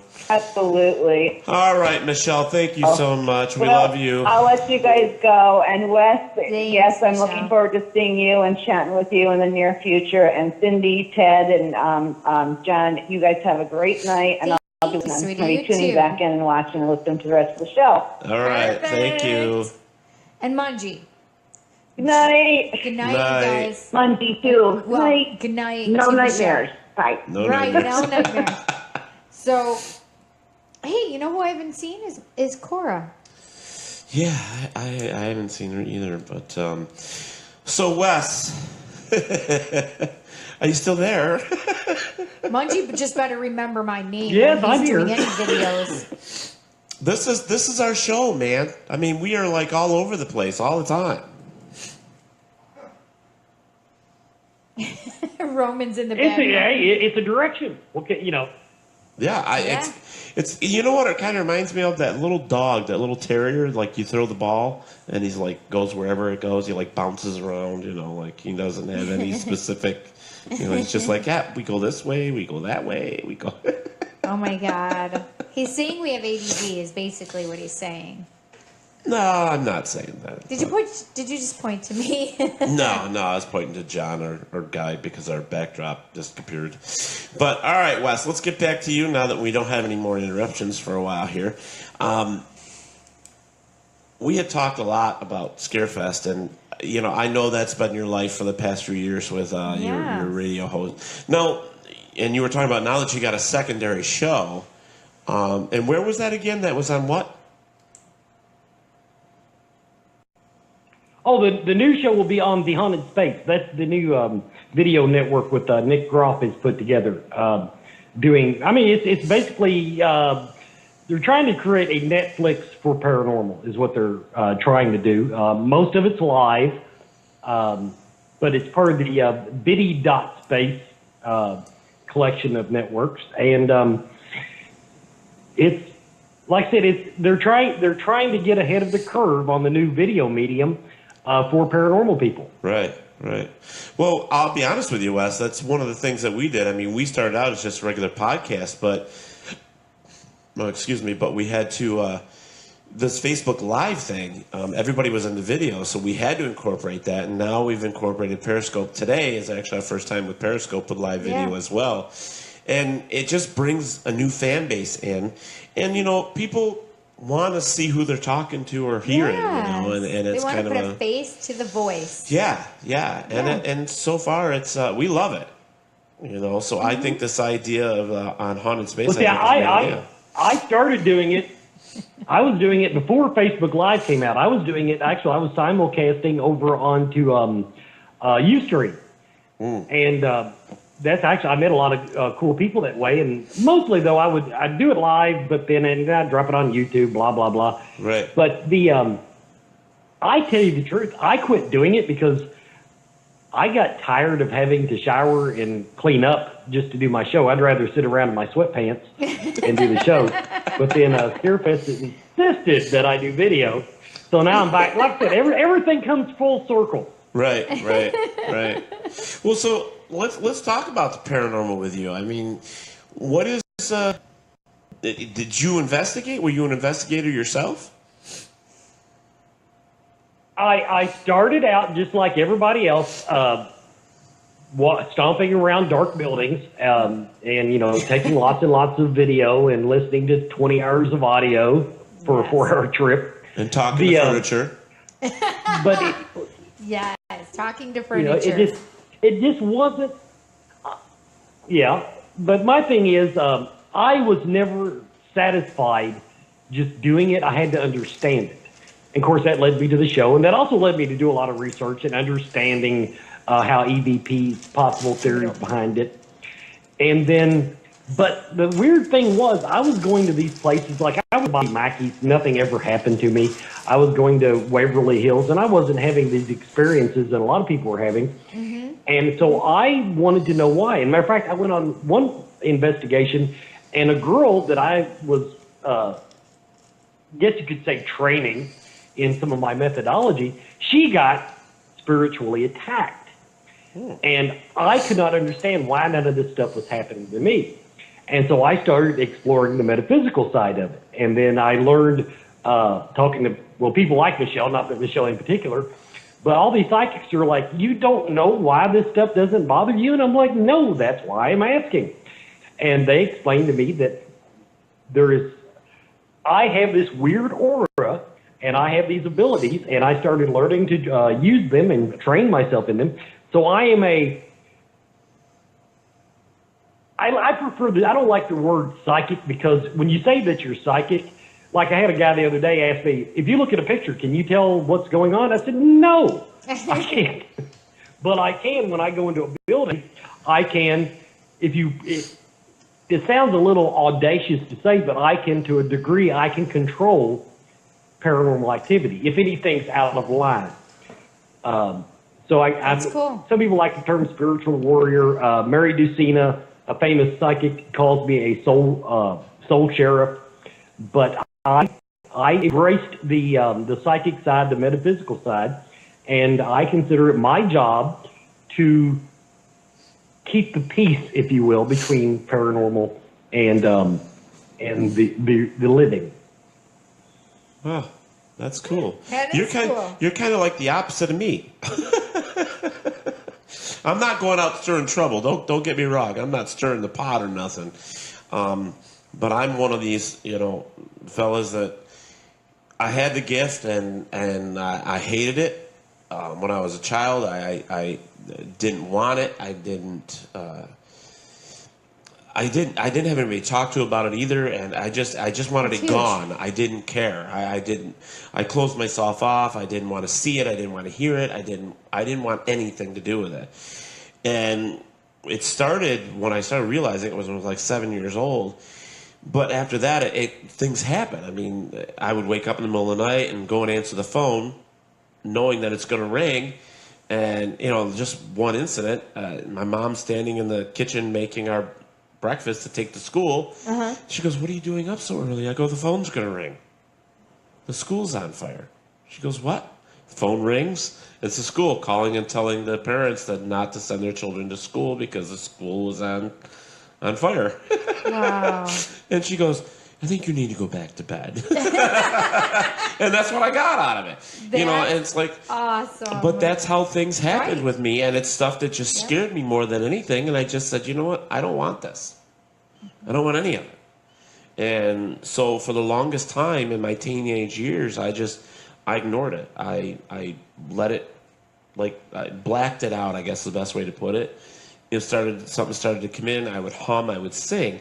And that was my way of shutting it off. So that's why I was singing for 25 years, because I didn't want it. So if I sang, it preoccupied my mind. I focused on something else. So. Robert said, touch of pyrokinesis. There, Ted. Instead of telekinesis, yeah, pyrokinesis. I get it. Thanks, Robert. That was funny, Robert. Make sure you got a glass of water by your bed tonight, buddy. Oh, what? Listen, Ted. But that's what I'm saying. I was trying to explain to you how, for me, I just didn't want it. So helping or keeping the peace. We are the opposite in that I'm really bugged that I'm not. Some of my gifts are very, very strong, but the ones that would actually be useful in paranormal investigating, I just don't seem to have. It's like when I work with mediums love working with me because they say I light up the spiritual room, if you will. In other words, the ghosts start talking, and reveal themselves to the medium. I, on the other hand, don't see crap. I don't see crap. I don't hear crap. And I think it might be because I started out as an investigator. I still got that little skeptical thing in my brain that if I get a thought, a psychic once told me the first thing that comes to your mind is always right. And I said, no, it's not. Not at all. And so I think that holds me back. But at the same time, it creates a very good filter. I don't walk into a building and just because I think it's creepy, I don't go, "Oh, this place is haunted." No, I actually prefer to have an interaction. So I guess you could say I set my bar very, very high. I'm also very lucky, unlike what you described. I literally have to turn my gift on. It's not something that's 24/7 with me. I have to meditate. I have to go into, sometimes all the way into theta to really get anything meaningful. But I think it's because that is what I'm meant to do. I believe in spirit guides. I believe in angels. I believe in all that stuff. And I believe that my particular set of gifts is meant for a very particular purpose. And so I just embrace them and roll with it. Yeah, and see, that's like the whole skeptic thing is even though there are things that I'm very contradictive, because I didn't want it, and I didn't want to see or hear or feel anything, and I really just didn't want to believe it, and I still don't. I'm a skeptic. I try to keep that line right there.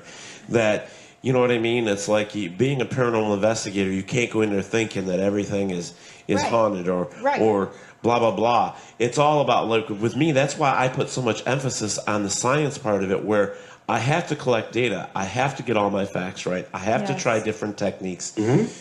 Because I am a skeptic, but yes, I do believe in certain things, but I don't believe it. You know what I mean? It's kind of like that curve. You know, I'm just like so badly don't want to believe it.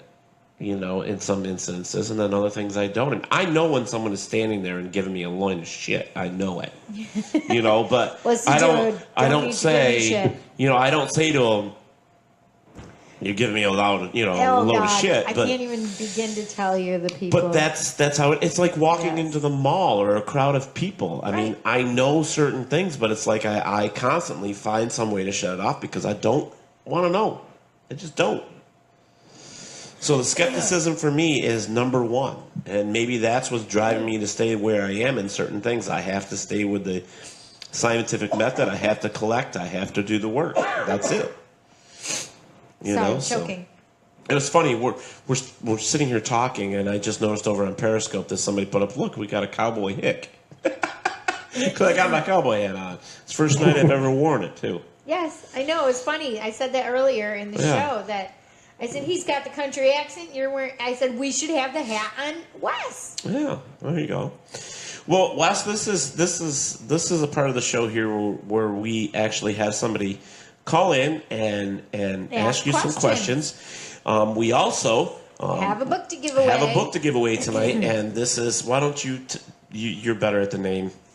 This is Dr. Scott Kolbaba's Physicians Untold Stories. I want you guys to call and ask questions. This is amazing. This is a great book. And I want you guys to get it. I'm pretty excited about it. We'll take caller number 3 for the book. And, number 3. Yep, caller number 3.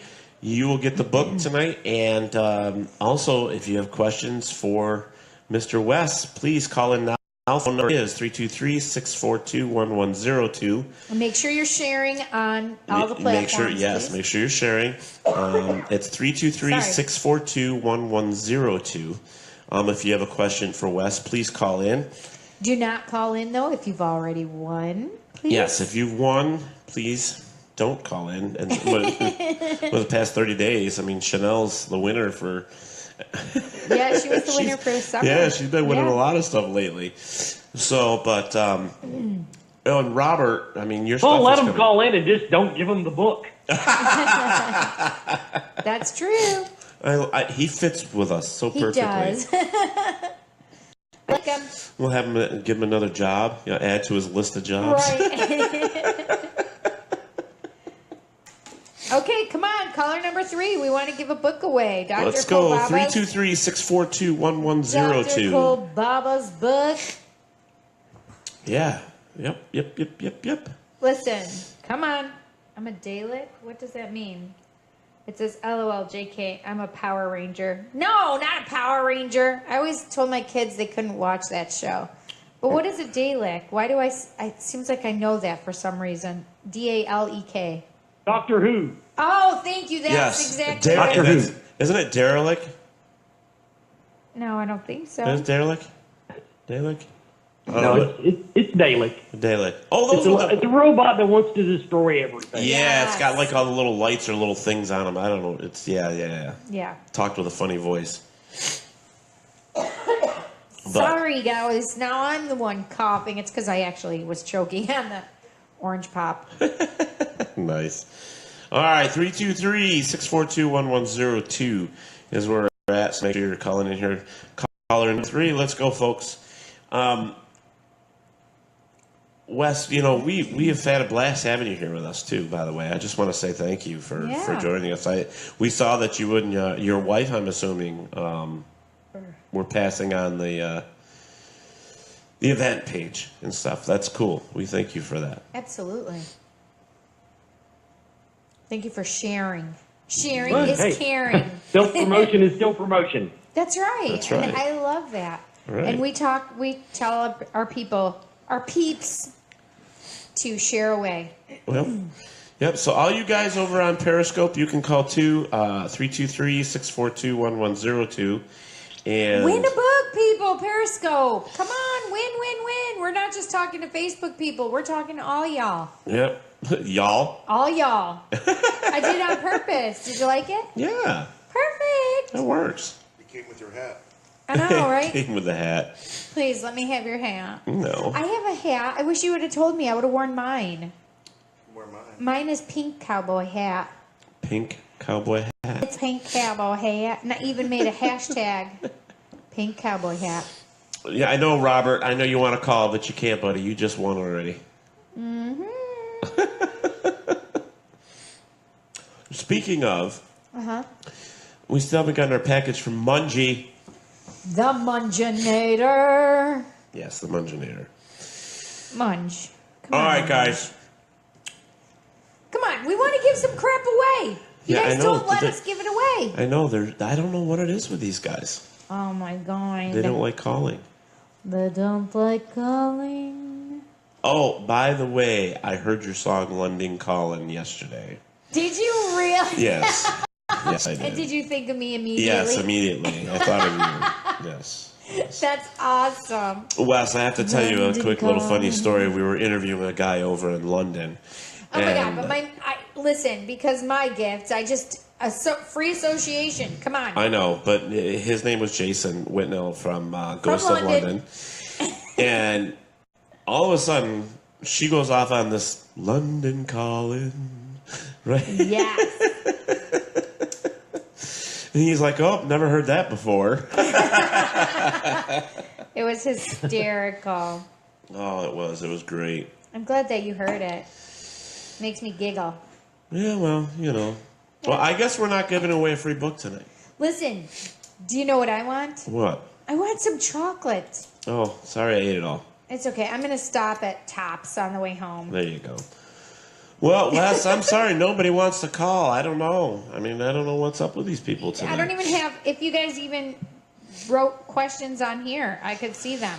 Yeah, so if you're on Facebook, if you don't want to call because we know you're shy, that's what most of you told us the last time, ask your question and Cindy can read it. So, J. Rosa, hello. Thank you for joining us here on Who's that? Paratalk on Periscope. Oh, fun. They, yeah, hi. German chocolate cake is divine, Robert. That's the only thing that I find with Periscope that is different. It worked quicker. Like, Well, yeah. There's not as much of a delay. Right, but you don't have their actual names. These are like their handles, like can Oh, create right. whatever name Like that they want. Psychic Cindy, which is my handle most of the time on most every platform. Right. Or the Psychic Cindy. Yeah. Yeah. Yeah, I mean, literally. James from James, Ohio, 513. Is that James Schruel? I don't know, but I miss James Schruel. Hi, Brian. Hi, Brian. Oh. All Brian, right, would you well, like to win a new book? Call in to the show. He's like, what are you trying to rope me into? Yeah, exactly. It is James Schruel. Hello, James. Hi, James. He's over on Periscope? So why haven't you called? Well, has he won? I know James wanted a T-shirt. But didn't... Yeah, he won a book, I think. Yes. I think he did win something. It's been a while, though. Yes. I don't care, you know. Actually, I think he won... Oh, it is 323-642-1102. Actually, I will throw that right on the text thing here. And 323... Which one? 642. Are you doing it on Periscope? Yeah, I'm doing it on Periscope. I don't know. I just put the number in ours. All y'all. Oh, Sheila, yeah, it's 323-642-1102. Dalek, Eric said. I was saying Dalek or something. So thank you, Eric, for correcting me. Tanner XX. Welcome aboard. Now, that's Hi. the number to call into the studio right now. Win yourself a Tanner? book. Yes. I do know a kid named Tanner. There you go. Is it Tanner? Is it my Tanner? I don't know. It's a Tanner. But you call in that number right now. Call in here and be... Ooh, who we got? Let's see who we have on the phone. Somebody called in? Yes, finally. Hello, you're on the air with Ted and Cindy. Hi. Oh, Ted. Hey, what? Can you turn the radio down or whatever it is there? Can you turn it down? Facebook or Periscope or something. There. There you go. Is this James? It's James. Hey, James, how are you? I'm doing great. How about yourself? Good. We haven't seen you in a while. Yeah, I've been on. I've been hiding. Hiding. So, do you have a question for Mr. Wes from Scarefest, or are you just calling in to win the book, buddy? I'm just calling to win the book. Yay! It's yours, James. Now, the thing is do you have this book already? I don't think he does. No, I do not. No, because we. Okay, yeah. Okay, cool. Well, you just won yourself a book from Dr. Kobaba. Yay, bud. That's awesome. I'm happy about that. That's awesome. So make sure. That was a good show too. It was an excellent show. James?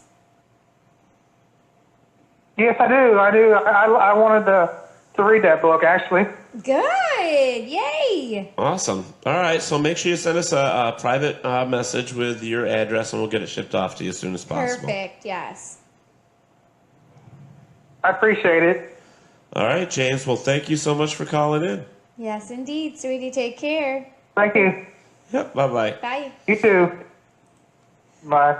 See, we took the first caller because nobody would call us. That's the way it goes, right, Wes? Oh yeah, I quit even trying to give crap away.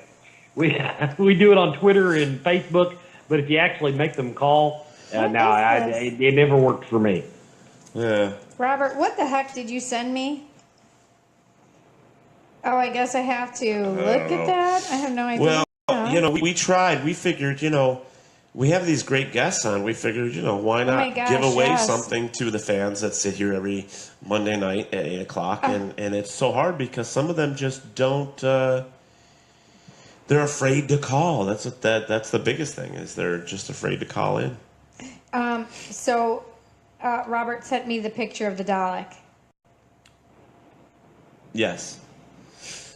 Yes, I don't know if they can see it, but yeah. Yeah, from Doctor Who. Yes.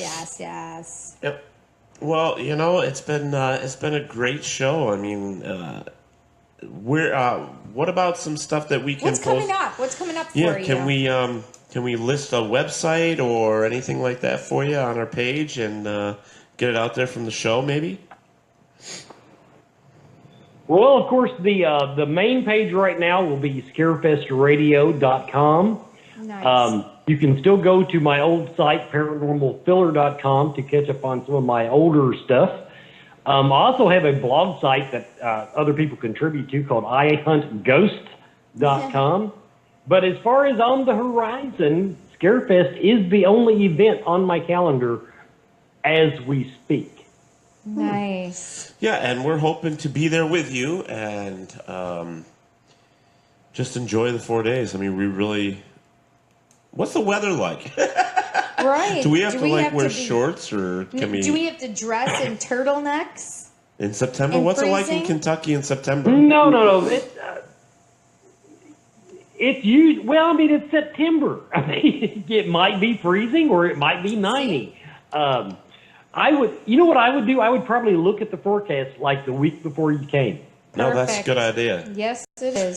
Isn't that funny? It's like, I was on this dumb podcast where they asked me about the weather.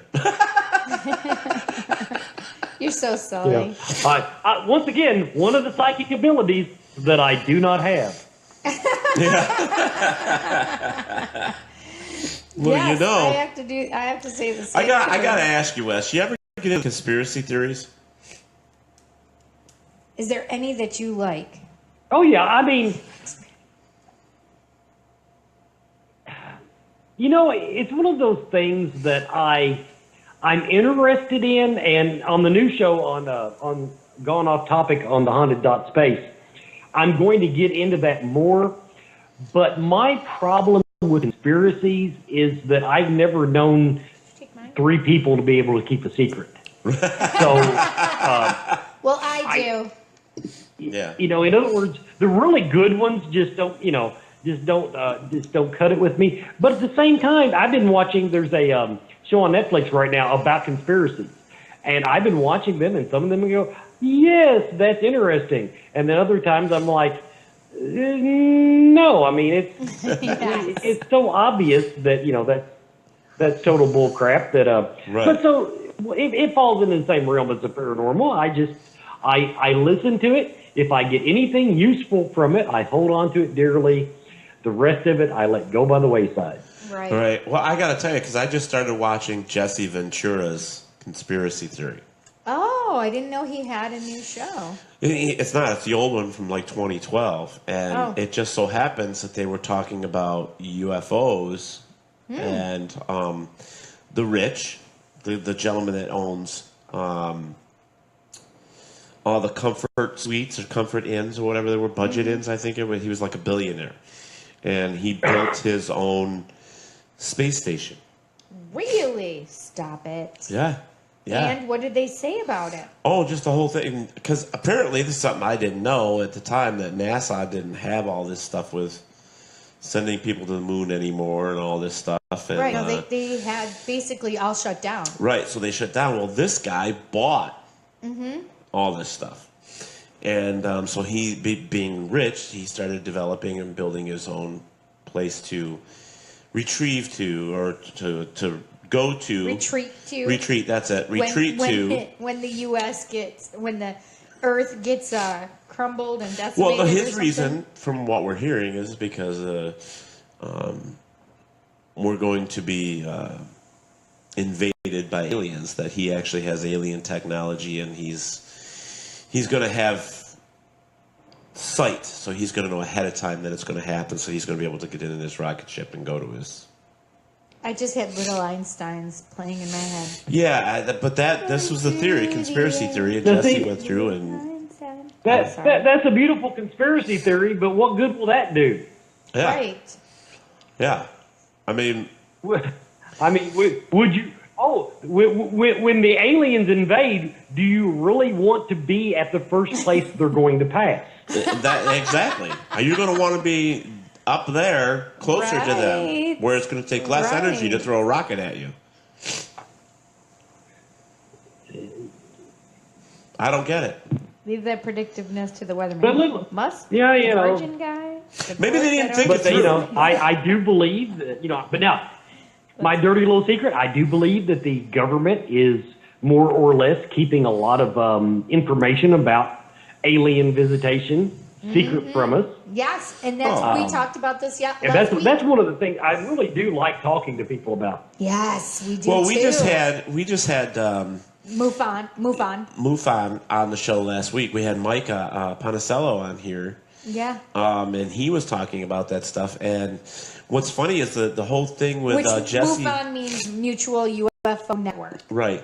and there And should be one in every The state. Jesse Ventura conspiracy was actually where MUFON, there was something going on with MUFON and this rich guy. He actually bought some of their information. What? Oh, yeah, Come on. that's. Well, I'm just who telling wants, you. Who wants a freaking independent, researching body to sell their info? I don't know. I don't know, but I think it plans? was like somebody. It's kind of like the way the government is. If you have enough money, you can buy anything. That's just bullshit, man. Hey, that's a cop out. What's your price? Hey. Well, tell don't me know. that doesn't happen. Well, we know that it happens. I guess I'm just a little disappointed if that's really true. Yeah. I'm really disappointed. And now I just found it weird that the United States isn't doing anything with outer space anymore. Because we didn't go to the goddamn moon, people. Listen. Oh, wait a minute, and the Earth is still flat. It's not round. Listen, if in the 60s, the end of the 60s, we didn't, in the beginning of the 60s, we had nowhere near the kind of shit that could get us to the moon. And then the space race, Russia says, oh, well, we're going to get there first, and no, we are. And then the U.S. says, oh, well, we went to the moon, and Russia goes, well, we did too. And now when we have so much amazing technology, you mean to tell me that we're never going to try again?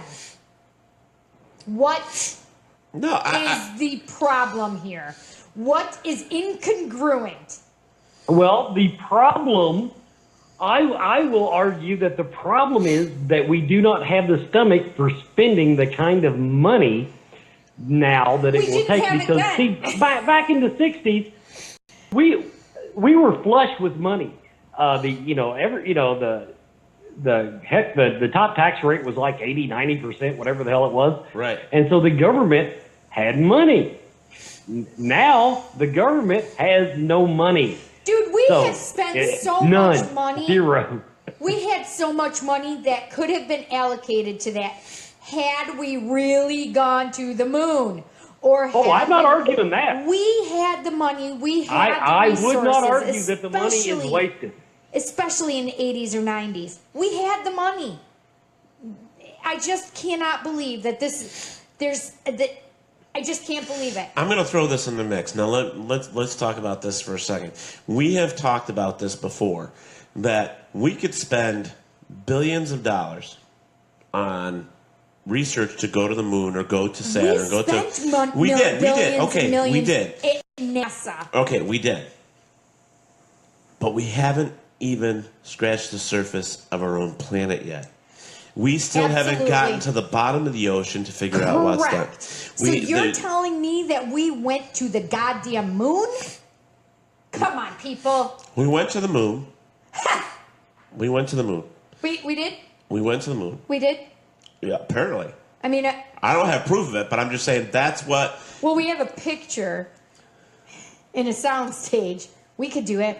We should do it. But the public believes that we went to the moon. Okay, so let's just leave it there. The public believes that we went to the moon. Not all of the public. But we still haven't been to the bottom of our own ocean yet. We don't have cure for all these damn things that they're killing our own civilization. Here's more conspiracy theories that they've created. Correct. To weed out the bad and keep the good. Yes. And bottom line, what determines that? Well, look in the money is what determines that. Well, come on, think about it this way. Back in the the 30s or 40s, I think it was, when TB was rampant, and they actually had a cure, but they weren't giving it to certain people. I mean, come on now, come on. They lined you up, and whoever had the money that could pay for it, you got it first. The people that it might have been later people than the 30s in or government, 40s. you're right, but people in the government got it first. The people that were in high levels of government and politics and so on and so forth down the line. So these people months ago got it, but yet the 2-year-old child that has it down here dies because it wasn't even that. It was they did it. It was race. It was racist. Yes, it was because of race, but that's the natural of the world. That's how. Every generation and every civilization did it. Think about the Mayans, think about the Egyptians, think about even the Native Americans. Look what we did to them. And we brought them the disease. Mm-hmm. And it killed hundreds and thousands of them. Well, they're creating these diseases. They're creating them. I believe that. And what's that thing that we got, Wes? Everybody gets a shot for, was it polio? Was it? And then you ended up with... Yeah, the little scar on your arm, that was polio, I believe. Yeah, I do. I have a little round... Yeah. Right, isn't it right there? Yep. Yeah. My cousin who was born in September of 1970 got one, and then myself in April of 71 did not get one. And from then on, none of us got them. My sister had one too. And there's these other things that go on with the government and people in power. And when I say power, I mean money. That's what I mean. It's not anything other than that. Right. It's the money to knock you off and bury you where no one will ever find you. It's money to create a new antidote or... How about that they just can erase you? Yeah. I mean, there is so much out there, but they're the same people that are inventing... things such as putting the little chip the chips in your hand, in your arm, in your wrist, or in your body, arm, or I mean, neck, there's all of that out there that's happening all the time. And it's funny because I just read an article about it where some places, veterinarians now, they put them in your pets. Oh yeah, no, they've been doing that. Okay, so that you can find your pet. But now they want to chip your child exactly before they start school. I have a big fuck you now. Right, but what you have to take into consideration, they have to introduce that now because in 10 years, these children will want to be chipped. Think about there's a meme going around on Facebook, and it's ha ha ha, it's so funny. But 10, 20 years ago, we were all afraid the government was tapping our phones. And now we have these little devices sitting around our house and, that record every word we say. Yep. Facebook on your phone, I am convinced, listens to you. Because I have seen ads pop up about things that I talk about. Yes. Not things that I posted about, things that I talked about. No, that's exactly so the we've truth. opened ourselves up to it. And so, but I'm just telling you, that's people. That's what we're going to do. The human race is doomed. I don't worry. I'm putting it out there, but it's our own damn fault. Right. I mean, the basic thing back in the 1700s when we came over to America and we created our own civilization here to where our own government. We did all this to what we wanted because we wanted to escape all of the shit that was happening over there. And what happened? Right. We just did it all over again here. We just created the same damn thing over here. We wanted to get away from it, but yet we brought it with us and we created it here. We wiped out a civilization that was already here. We started saying, okay, we needed somebody to run the world, or run the United States. We need presidents, or we need government. We need spies. We need all this stuff to protect us. And what they really did was pretty much what we could have done. And what they should have just done in the beginning, so that we're not talking about it now and being all pissed off about it, is they should have just put us in line. When we got our vaccinations, they should have just put the chip on our arm then and said, this is what the future is. We're going to keep an eye on you. This is what you're allowed to have. This is what you're not allowed to have. Instead of these rights that you have, you don't have any. Because that's what it's coming up to. Well, that's the whole thing about, oh my God, The Handmaid's Tale. Right. Women losing, all of their rights. Everything that they owned property, they owned businesses, everything being taken away. And because we have bred our women out where they cannot breed any longer, and society is in chaos, and there are only certain women that can actually bear children.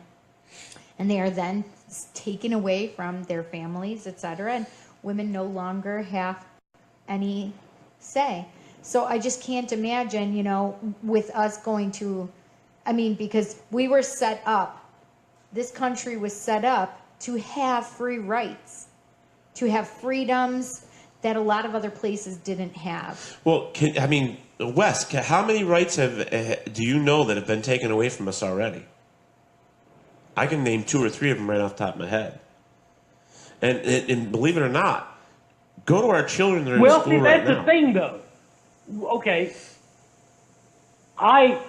we've got the Bill of Rights. And now the Bill of Rights basically was what our founding fathers decided, okay, these are the rights that we want to put on paper. Correct. These are the rights of the people.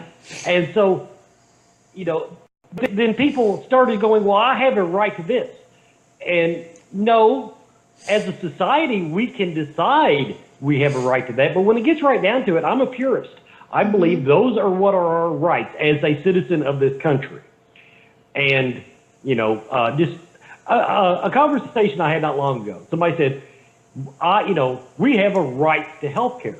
I said, no, right now you don't. Now, if as a society we want to decide that everybody has a right to health care, then that's a discussion to be had. Well, actually, but don't that's already been decided. That you've got a right to anything that's not written into law. That actually has been written. It is the universal laws of humanity, where most every country came together and decided what our basic human rights are. And you can go look it up. It's the truth. It's our basic human rights. Our basic human rights are, one of them is that we have shelter, food, water that we can drink. Right. Not the, yeah. And health care. You are entitled to have health care. The United States does not do that. We have privatized health care, basically. So, yes, that is one of our basic human rights. It has been established.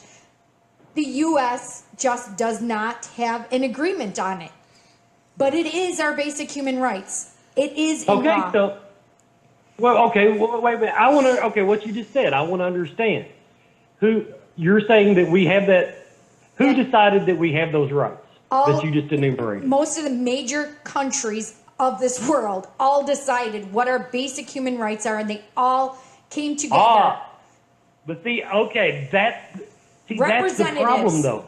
If we're going to say just because those guys say we have those rights, then doesn't that also relinquish that if those guys say, well, you don't have this right, then they can take them right away from us, and we haven't signed anything. Is that what you just told me? No, that's not true, because that does not affect our Bill of Rights. That does not affect our Constitution. That has nothing to do with our Constitution. You're just saying as a human race, these are human... Basic human rights. This has been established. There is basic criteria in this world where we have established by people that we have delegated to do this for us. So representatives from each country, they all came together and they said, okay, we agree that this is what our basic human rights are. And that we as countries need to make sure that our people have their basic human rights met. And I agree that it's a good idea. And, it may be out there, but how many countries don't do that? True. I mean, think about it. All the gays that are being beheaded over and where is that? I'm not saying it shouldn't be a right. Mm-hmm. I don't want anybody to misunderstand me. I'm not saying it shouldn't be a right. Right. I'm just saying that there's a leap there between just claiming it as a right until we, as a country, write it into law. Right. I agree with you that until everybody knows and everybody agrees.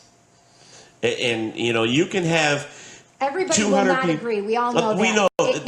That's it.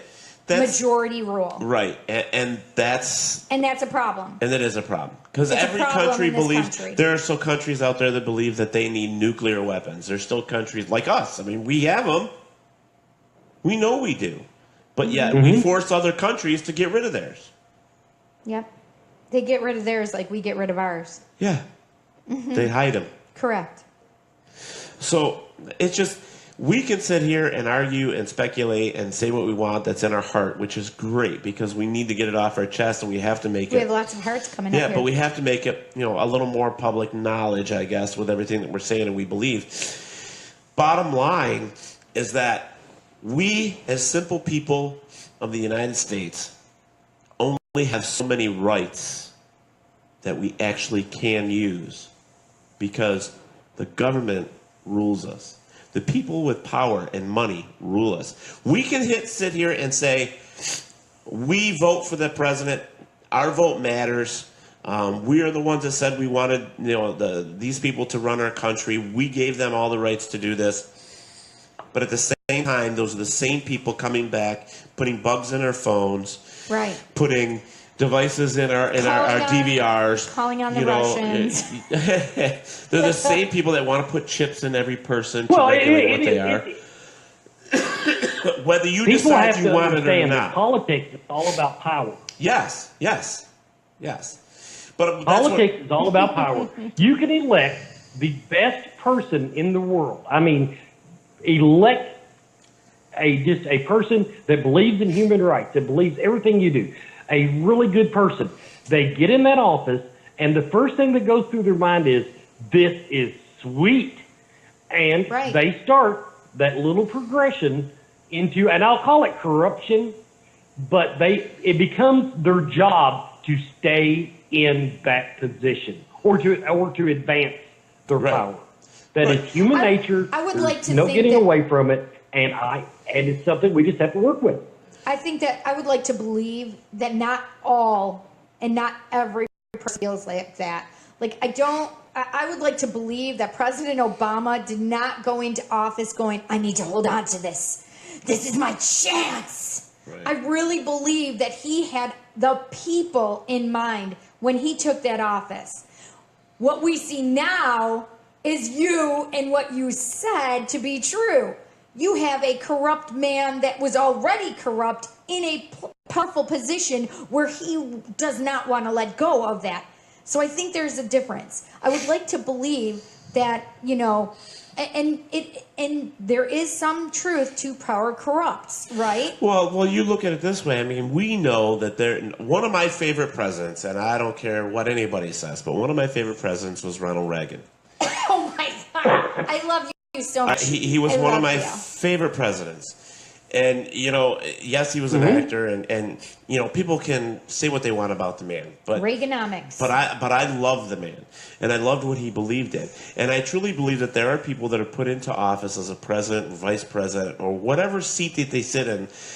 I think their intentions are to help the public, are to help their people. Excuse me. But then you have all these big corporations that say, well, if you kind of turn that piece of paper over and ignore that, I'll give you $200,000. Sorry. And it happens, and that's how the corruption starts, and that's where it goes, and then they lose all of that. But then that's where we need people that have morals and ethics. There's not that many people out there like that anymore, because the dollar bill, I shouldn't even say the dollar, because the dollar's not worth a dime, but a $20 bill, you can pretty much give to anybody and say, for $20, take off your shoe and eat the shoestrings, and they'll do it because it's money. But that's not something that's going to corrupt their morals and their ethics. You would need to say, okay, can I give you this? I really would like to believe that I am not going to change my fucking morals and ethics because you're paying me to do so. Well, how does that start? Let's think about that for a second. Well, most of it starts at home, correct? Everything about us starts at home, which starts with our parents, starts with their parents, and then their parents. Oh, let's not forget, it's what you're taught in school. Oh, let's not forget, it's what Buddy's parents taught him. I don't think so, necessarily. But we all have our own. We do have our own individually what we believe, but at the same time, we also have our own moral and ethics monitor, right? I really would like to believe that. I would like to believe that everybody had morals and ethics, like, that don't want to sway. I would too. I agree with you. I would too. But the facts but I know that's not the truth. Exactly. The facts is that it's not that way. No, when we started on this conversation, I was talking about laws. I was talking about our rights, what we could or couldn't do. There are so many new laws and rules that we cannot do that we should have. I mean, it's ridiculous. I don't know about you, Wes, or you, Cindy, but I am sick and tired of how the brand new generation of humans treat their parents because they couldn't have a hand laid on their ass. Correct. Because if they did, it was called child abuse.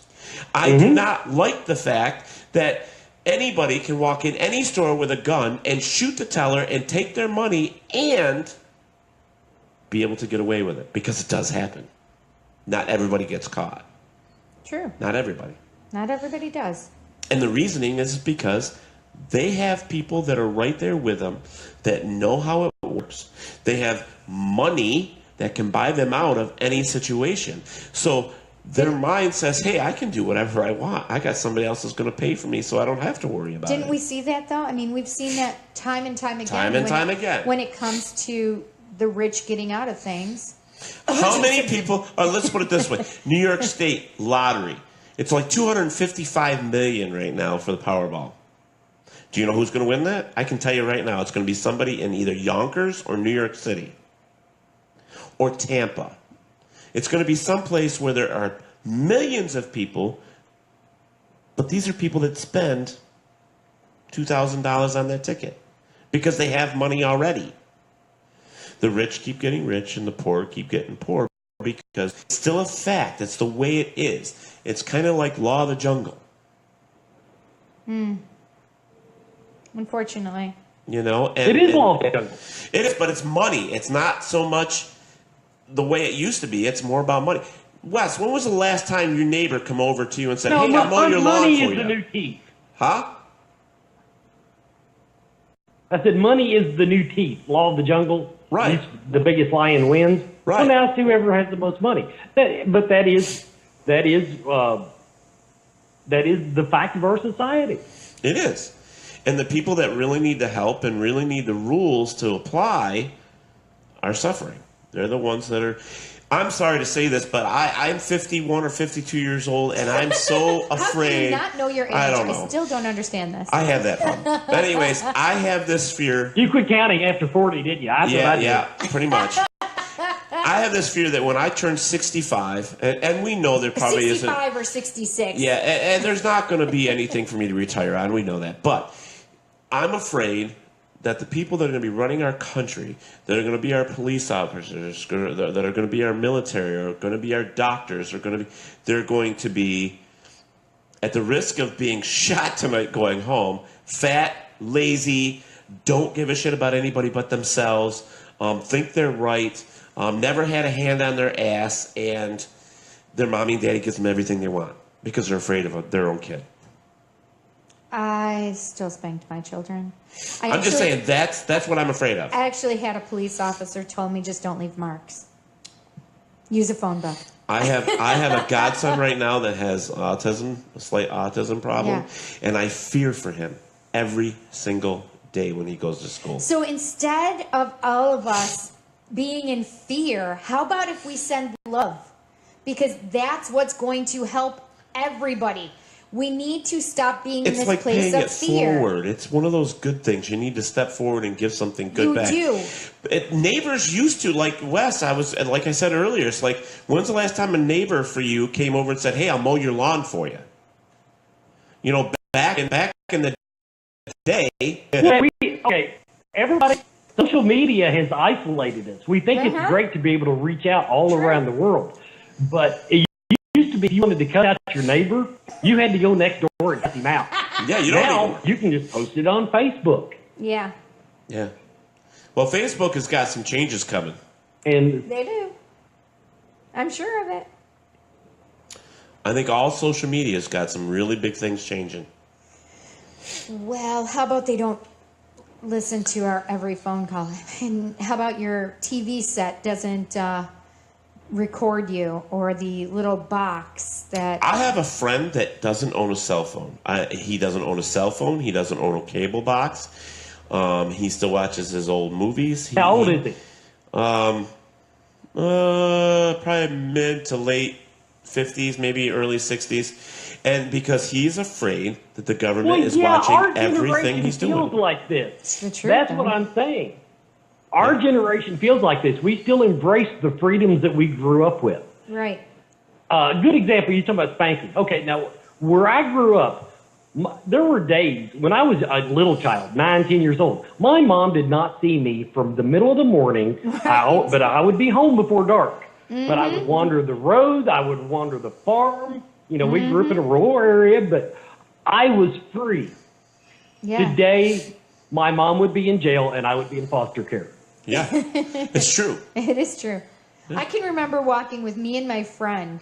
We were 6 years old. We were walking down Monroe Ave by ourselves. We lived right around the corner.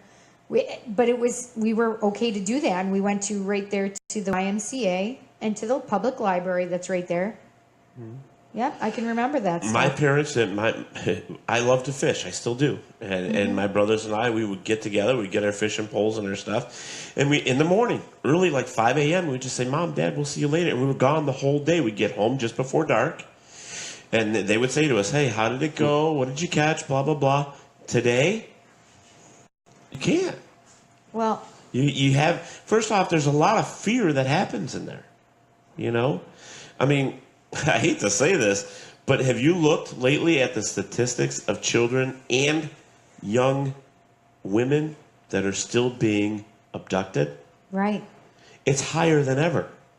Do you know that higher than ever? How about adult women just coming out of 21, 22, even 30, just coming out of any place just something so everyday is coming out of Walmart or Target and being abducted by two men.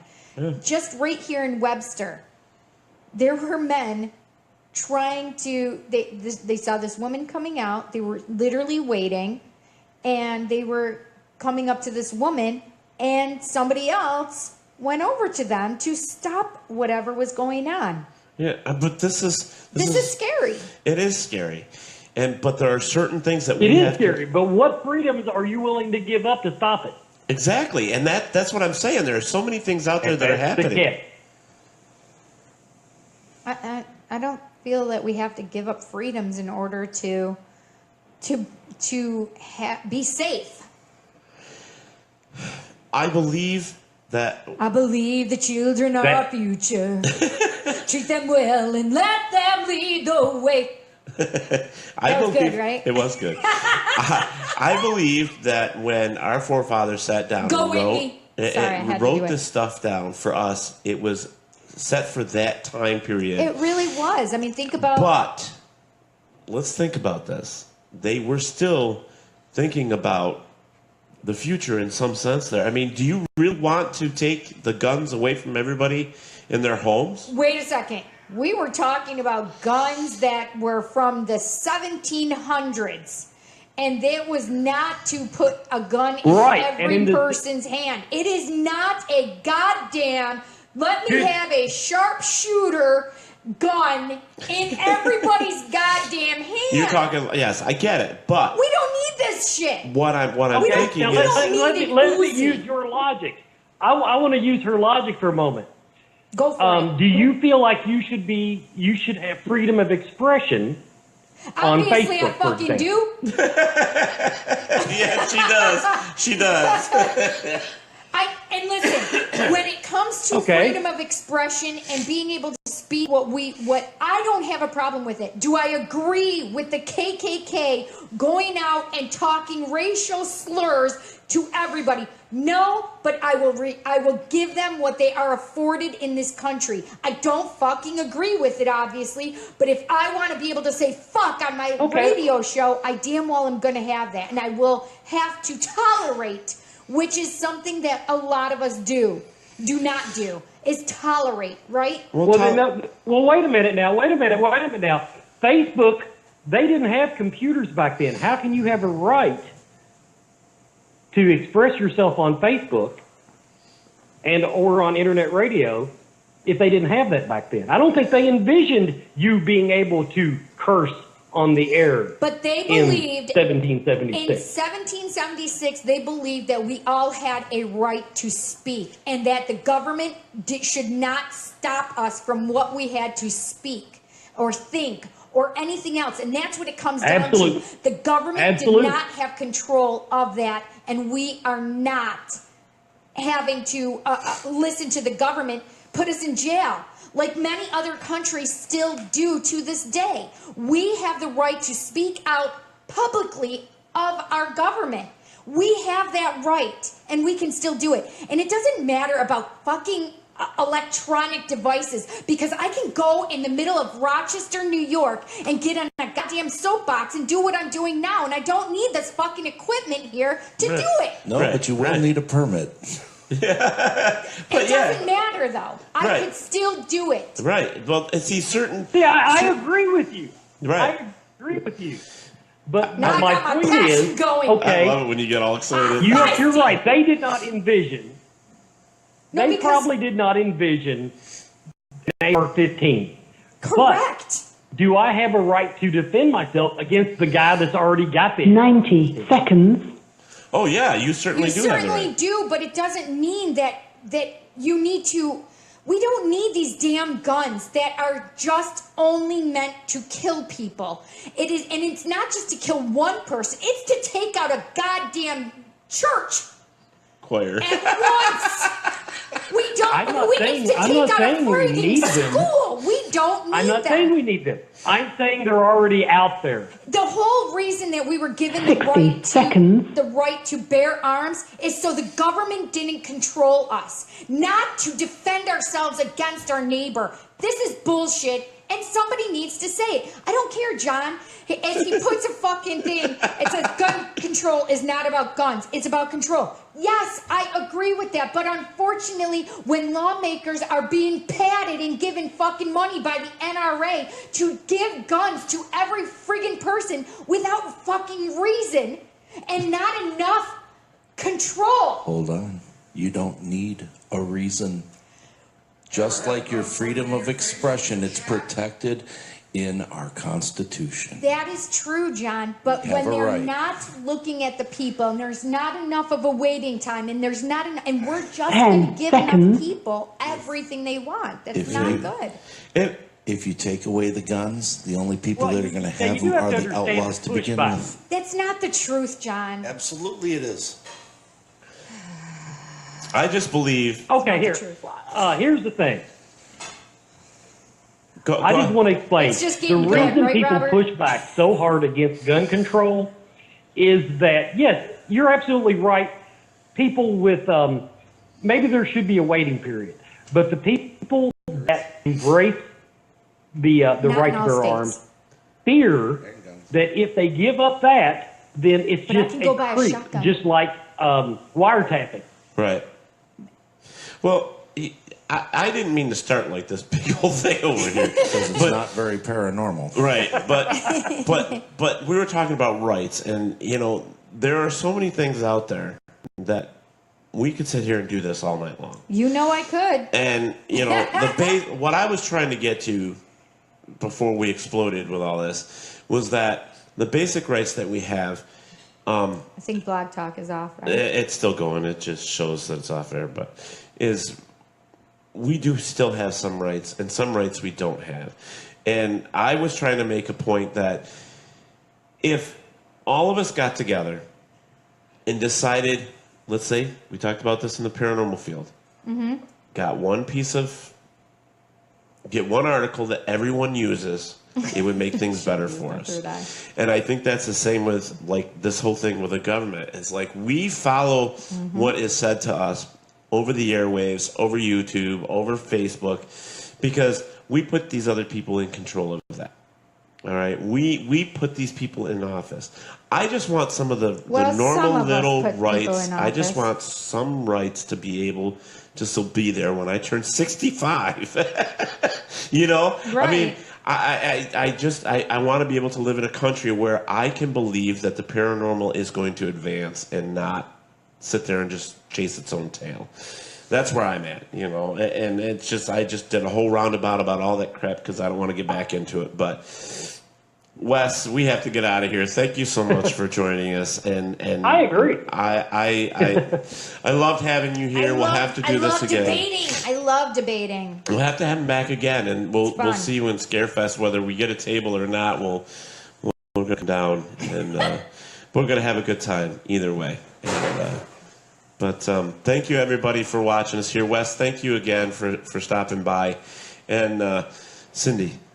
Thank you so much for having me. Yeah, thank you. Calm down, Cindy. James Shrule says you need a hug, so somebody hug Cindy. So we're gonna hug Cindy here in a minute, and It'll be a hug fest. all right, Wes. You have yourself a great night. Thank you again. Everybody else, don't forget, tune in next Monday at 8 o'clock. We have Linda Godfrey on the show. We are going to be talking dogmen. We are going to be talking werewolf. That's right. That's and right. werewolf babies. That's what we are going to be talking about next Monday at 8 o'clock. We won't be talking about rules, regulations, Constitution, Bill of Rights, or gun control. We're going to be talking about werewolves. Thank you. All right, everybody, have yourself a good night. This is Ted and Cindy saying, see ya. Bye. Wherever there's darkness, there is always delight.